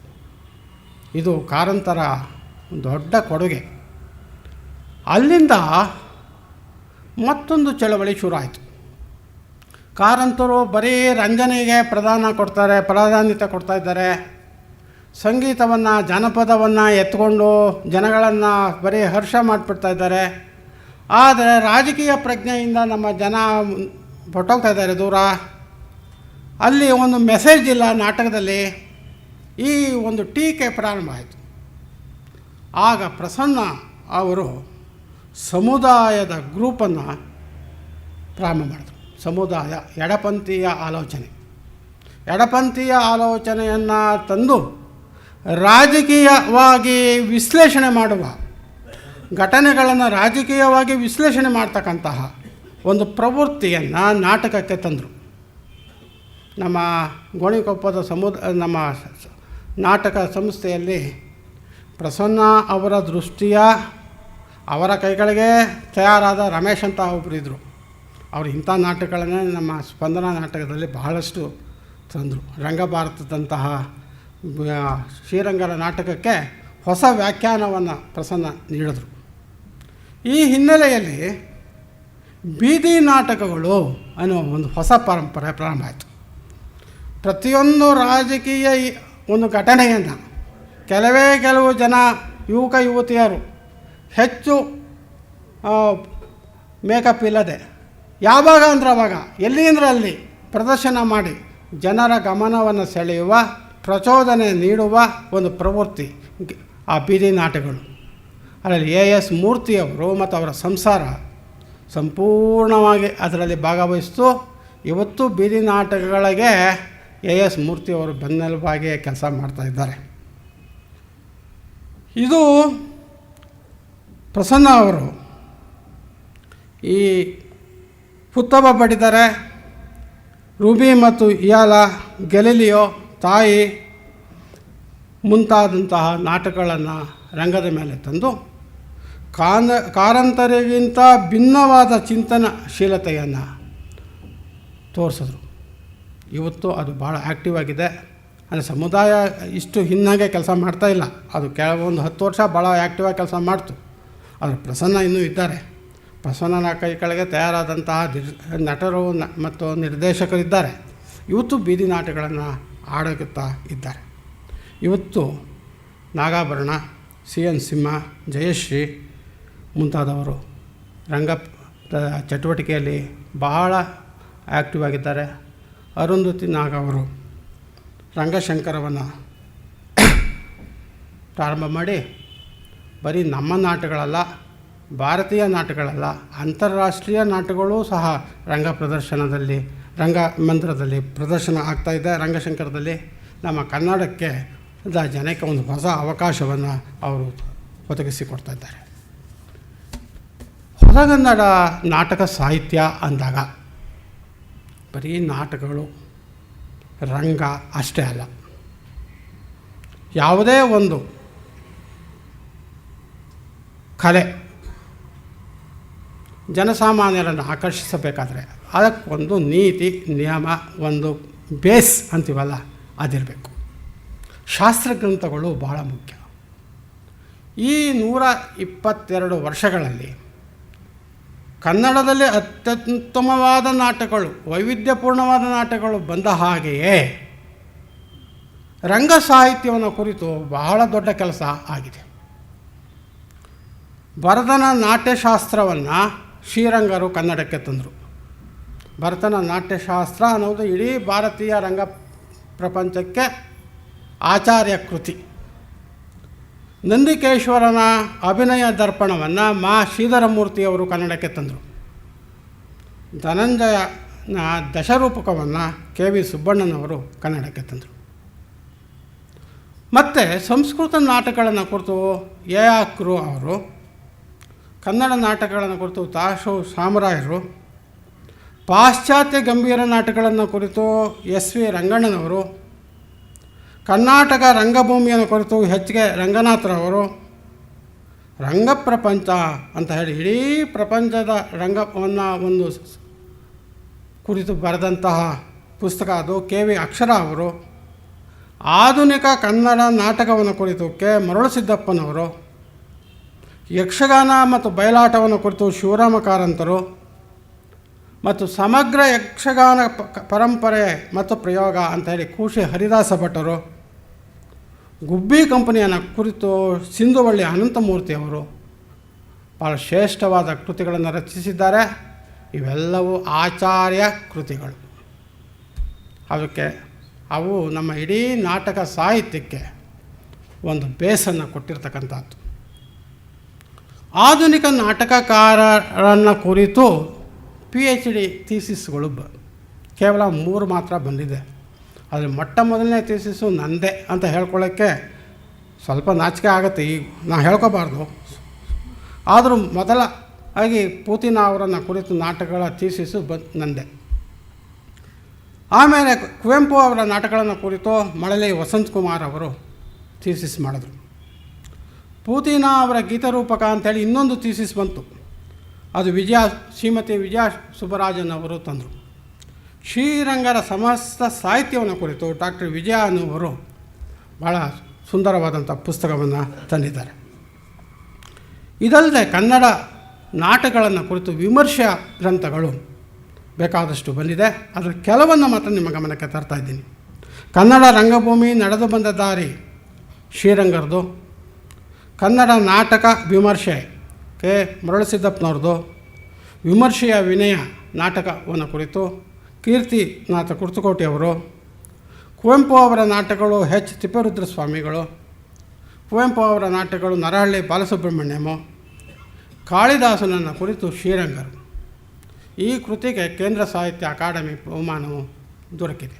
ವಿಮರ್ಶೆಗೆ ಬಹುಮಾನ ಮತ್ತು ಭಾಷಾ ಪ್ರಶಸ್ತಿ, ಶೂದ್ರಕ ಪ್ರಶಸ್ತಿ, ಭವಭೂತಿ ಕವಿಯನ್ನು ಕುರಿತು ಸಿ.ಕೆ. ವೆಂಕಟರಾಮಯ್ಯನವರು ಭಾಳ ಸುಂದರವಾದ ಪುಸ್ತಕಗಳನ್ನು ತಂದಿದ್ದಾರೆ. ಇವೆಲ್ಲ ವಿಮರ್ಶಾ ಕೃತಿಗಳು.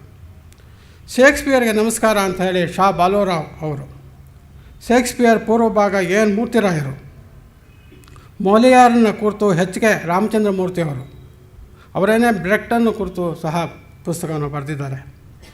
ಇದಲ್ಲದೆ ಹಿಂದಿನ ಕಂಪನಿಯ ನಾಟಕದ ಪ್ರಖ್ಯಾತ ನಟರು ಮತ್ತು ಕಂಪನಿಯ ಮಾಲೀಕರು ಆಗಿದ್ದಂತಹ ಗರುಡ ಸದಾಶಿವರಾವ್ ಮತ್ತು ವಾಸುದೇವಾಚಾರ್ಯರು ಮತ್ತು ಟಿ. ರಾಘವ, ಕಂದಕಲ್ಲು ಹನುಮಂತರಾವ್, ಎ.ವಿ. ವರದಾಚಾರ್, ಗುಬ್ಬಿ ವೀರಣ್ಣ ಇವರುಗಳನ್ನು ಕುರಿತು ಕನ್ನಡದಲ್ಲಿ ಒಳ್ಳೆಯ ಗ್ರಂಥಗಳು ಪ್ರಕಟ ಆಗಿದೆ. ಮತ್ತು ಹೀಗೆ ಕನ್ನಡ ಹೊಸಗನ್ನಡ ನಾಟಕ ಪ್ರಪಂಚ ನಾಟಕಗಳನ್ನು ಅಲ್ಲದೆ ರಂಗ ಚಳವಳಿಗಳನ್ನೂ ಒಳಗೊಂಡು ಅತ್ಯಂತ ಪ್ರಮುಖವಾದಂತಹ 100 ವರ್ಷ ನಿಲ್ಲಬಹುದಾದಂತಹ ಆಚಾರ್ಯ ಕೃತಿಗಳನ್ನು ಕನ್ನಡಕ್ಕೆ ತಂದುಕೊಟ್ಟಿದೆ. ಕನ್ನಡದ ನಾಟಕ ಇವತ್ತು ಅತ್ಯಂತ ಸಮೃದ್ಧ, ಸಂಕೀರ್ಣ ಆದಂತಹ ಒಂದು ಸಾಹಿತ್ಯ ವಿಭಾಗ. ಇನ್ನೂ ಅದು ಯಾವ ಮಟ್ಟಕ್ಕೆ ಬೆಳೆಯುತ್ತೆ, ಇನ್ನು ಯಾವ ರೂಪ ಪಡೆಯುತ್ತೆ ಅಂತ ಈಗ ಹೇಳೋಕ್ಕೆ ಸಾಧ್ಯ ಇಲ್ಲ. ಭವಿಷ್ಯ ನಮ್ಮ ಕೈಯಲ್ಲಿ ಇಲ್ಲ. ಹೀಗೆ ಈ ನಾಟಕವನ್ನು ಕುರಿತು ಇದು ಬರ್ಡ್ಸ್ ಐ ವ್ಯೂ ಅಷ್ಟೇ, ಒಂದು ಪಕ್ಷಿ ನೋಟ. ಇದರಲ್ಲಿ ಯಾವ ನಾಟಕವನ್ನು ಕುರಿತು ನಾನು ನಿಮಗೆ ತೆರೆದು ಆ ನಾಟಕದ ಶೈಲಿಯನ್ನು ಕುರಿತು, ಸಾಹಿತ್ಯವನ್ನು ಕುರಿತು ವಿಶ್ಲೇಷಣೆ ಮಾಡುವ ಪ್ರಯತ್ನವನ್ನು ಮಾಡಿಲ್ಲ. ಅದು ಮಾಡೋಕ್ಕಾಗೋಲ್ಲ. ಯಾಕೆ ಅಂತೇಳಿದ್ರೆ ಯಾರ್ದಾರು ಒಬ್ಬರ ನಾಟಕವನ್ನು ಎತ್ಕೊಂಡ್ರೆ ಇನ್ನೊಬ್ಬರು ಯಾಕೆ ಅವ್ರನ್ನ ಎತ್ಕೊಳ್ಳಿಲ್ಲ ಅನ್ನೋ ಮಾತು ಬರುತ್ತೆ. ಆದ್ದರಿಂದ ಬರೀ ಈ ಒಂದು ಪಕ್ಷಿ ನೋಟವನ್ನು ನಿಮಗೆ ಮುಂದೆ ಇಟ್ಟಿದ್ದೀನಿ. ಇಷ್ಟು ಅವಕಾಶವನ್ನು ಕೊಟ್ಟಂತಹ ಶ್ರೀರಾಮಸ್ವಾಮಿಗಳಿಗೆ ಕುಳಿತು ಕೇಳಿದ ನಿಮಗೆ ಧನ್ಯವಾದಗಳನ್ನು ಅರ್ಪಿಸಿ ನನ್ನ 2 ಮಾತನ್ನು ಮುಗಿಸ್ತೀನಿ. ನಮಸ್ಕಾರ.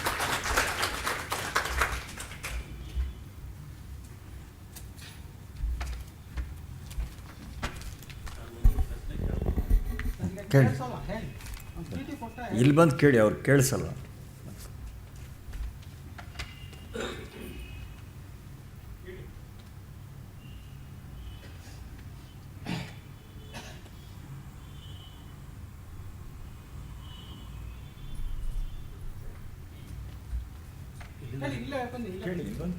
ಅವರಿಗೆ ಸ್ವಲ್ಪ ಕಿವಿ ಮಂದ. ನಮಸ್ಕಾರ. 1978ರ ಆಸುಪಾಸಿನಲ್ಲಿ ಡಾಕ್ಟರ್ ವಸಂತ ಕವಲೆಯವರು ರವೀಂದ್ರ ಕಲಾಕ್ಷೇತ್ರದಲ್ಲಿ ಒಂದು ಪ್ರದರ್ಶನ ಕೊಟ್ಟರು. ಅದರಲ್ಲಿ ನೀವು ಮೊದಲನೇ ವಿಷಯ ಹೇಳಿದಂಥ ಮರಾಠಿ ನಾಟಕಗಳಿಂದ ಕನ್ನಡ ನಾಟಕಗಳು ಪ್ರೇರಿತ ಆಗಿಲ್ಲಿಂದ ಬಂದಿದೆ ಅಂತ ಹೇಳಿದಾಗ ನನಗದು ಜ್ಞಾಪಕ ಬಂತು. ಅವರು ಆ ಪ್ರದರ್ಶನದಲ್ಲಿ ಮರಾಠಿ ನಾಟಕಗಳ ಮೂಲ ಕನ್ನಡ, ತೆಲುಗು ಮತ್ತು ತಮಿಳು ಈ ಸಾಹಿತ್ಯಗಳ ಒಂದು ಸಂಗೀತ ಅದನ್ನು ಅವರು ಕಾಪಿ ಮಾಡಿಕೊಂಡು ಅಥವಾ ಅದನ್ನು ಆಧಾರವಾಗಿ ಇಟ್ಕೊಂಡು ಅವರು ನಾಟಕಗಳನ್ನು, ರಂಗಗೀತೆಗಳನ್ನ ರಚಿಸಿ ಮಾಡಿದ್ದಾರೆ ಅಂತ ಅದರಲ್ಲಿ ಪ್ರೂವ್ ಮಾಡಿದ್ದಾರೆ. ಮತ್ತು ಆ ಪ್ರದರ್ಶನ ಆಕಾಶವಾಣಿಯಲ್ಲೂ ಸಹ 2 ಕಂತುಗಳಲ್ಲಿ ಪ್ರದರ್ಶನ ಆಗಿದೆ. ಈ ಬಗ್ಗೆ ತಮಗೇನಾದ್ರು ಮಾಹಿತಿ ಇದ್ದರೆ ದಯವಿಟ್ಟು.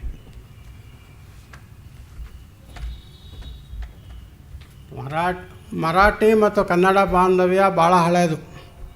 ಯಾಕೆಂದರೆ ಶಿವಾಜಿ ಮಹಾರಾಜ ಬೆಂಗಳೂರಿನಲ್ಲೇ ಇದ್ದವರು, ಅವ್ರ ತಂದೆ ಶಹಾಜಿ ಮಹಾರಾಜರು ಇಲ್ಲೇ ಇದ್ದವರು. ಆದ್ದರಿಂದ ಕನ್ನಡದ ಪ್ರಭಾವ ಮರಾಠಿಯ ಮೇಲೆ, ಮರಾಠಿಯ ಪ್ರಭಾವ ನಮ್ಮ ಮೇಲೆ ಆಗೋದು ಭಾಳ ಇದು ಸಮಂಜಸ.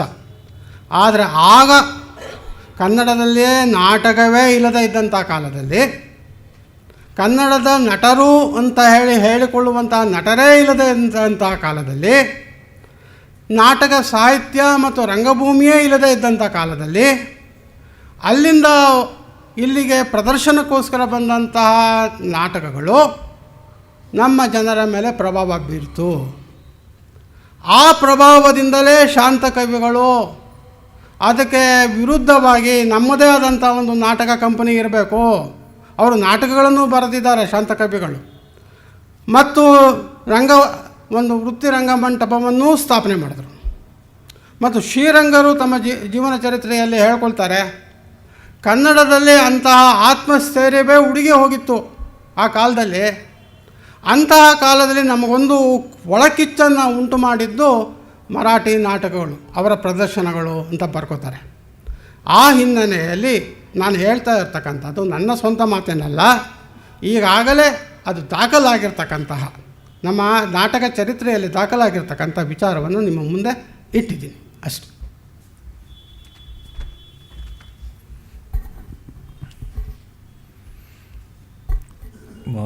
ಮುಂದಿನ ಕಾರ್ಯಕ್ರಮಗಳ ಬಗ್ಗೆ ಒಂದು ಸೂಚನೆ.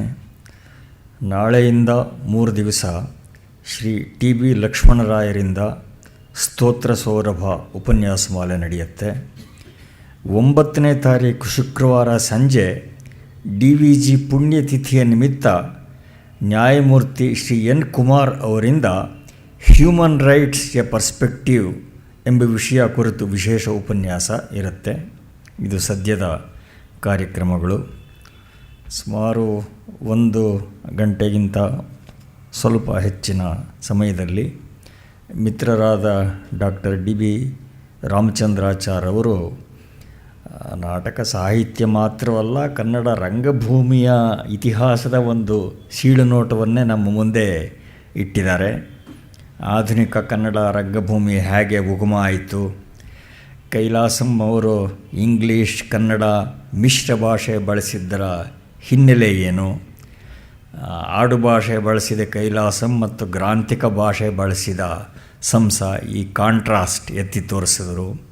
ಶ್ರೀರಂಗರ ಪ್ರತಿಭಾ ವೈಶಾಲ್ಯ, BM ಶ್ರೀ ಪ್ರಭಾವ ಪರಂಪರೆ, ಅದರಲ್ಲಿ ಕುವೆಂಪು, ಮಾಸ್ತಿ, DVG ಮೊದಲಾದವರ ಕೆಲಸ. ಇನ್ನು ಅನುಪಮ ಗೇಯ ನಾಟಕಕಾರ ಪೂತಿನ ಅದರ ಬಗ್ಗೆ ಅವರ ಥೀಸಿಸ್ ಕೂಡ ಇದೆ ಅಂತ ಆಗಲೇ ಸ್ಮರಣೆ ಮಾಡಿದ್ದೆ.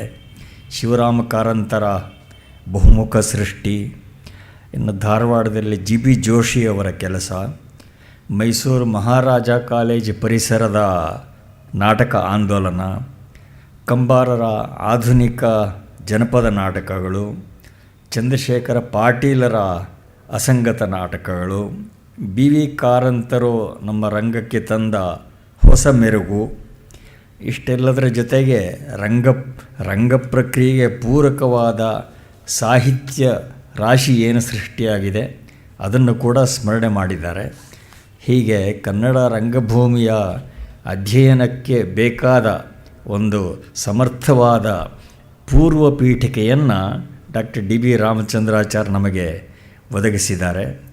ಅವರಿಗೆ ತಮ್ಮೆಲ್ಲರ ಪರವಾಗಿ, ಗೋಖಲೆ ಸಂಸ್ಥೆಯ ಪರವಾಗಿ ಹಾಗೂ ಪ್ರಾಯೋಜಕರ ಪರವಾಗಿ ವಂದನೆಯನ್ನು ಸಲ್ಲಿಸ್ತಾ ಇದ್ದೇನೆ.